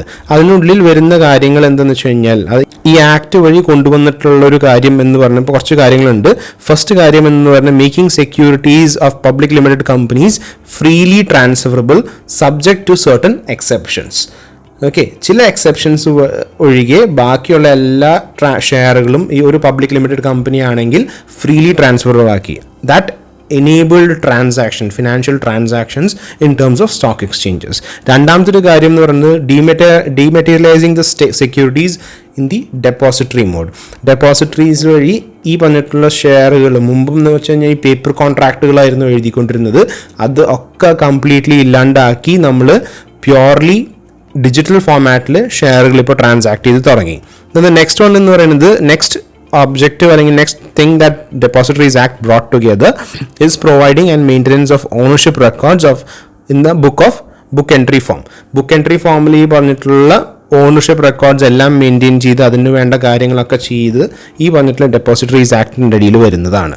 Okay, now because of Depositories Act 1996 നമ്മൾ ഇന്ന് കാണുന്ന ആ ഒരു ഫ്രീലി ട്രാൻസ്ഫറബിൾ മെക്കാനിസം എക്സിസ്റ്റൻസിൽ വന്നത്. ഓക്കെ, the next one എന്ന് പറയുന്നത് prevention of money laundering act 2002. Now 2002 establish ചെയ്തിട്ടുള്ള അല്ലെങ്കിൽ എനാക്ട് ചെയ്തിട്ടുള്ള മണി ലോണ്ടറിങ് ആക്ട് പ്രിവെൻഷൻ ആണ് another cornerstone in terms of regulatory framework.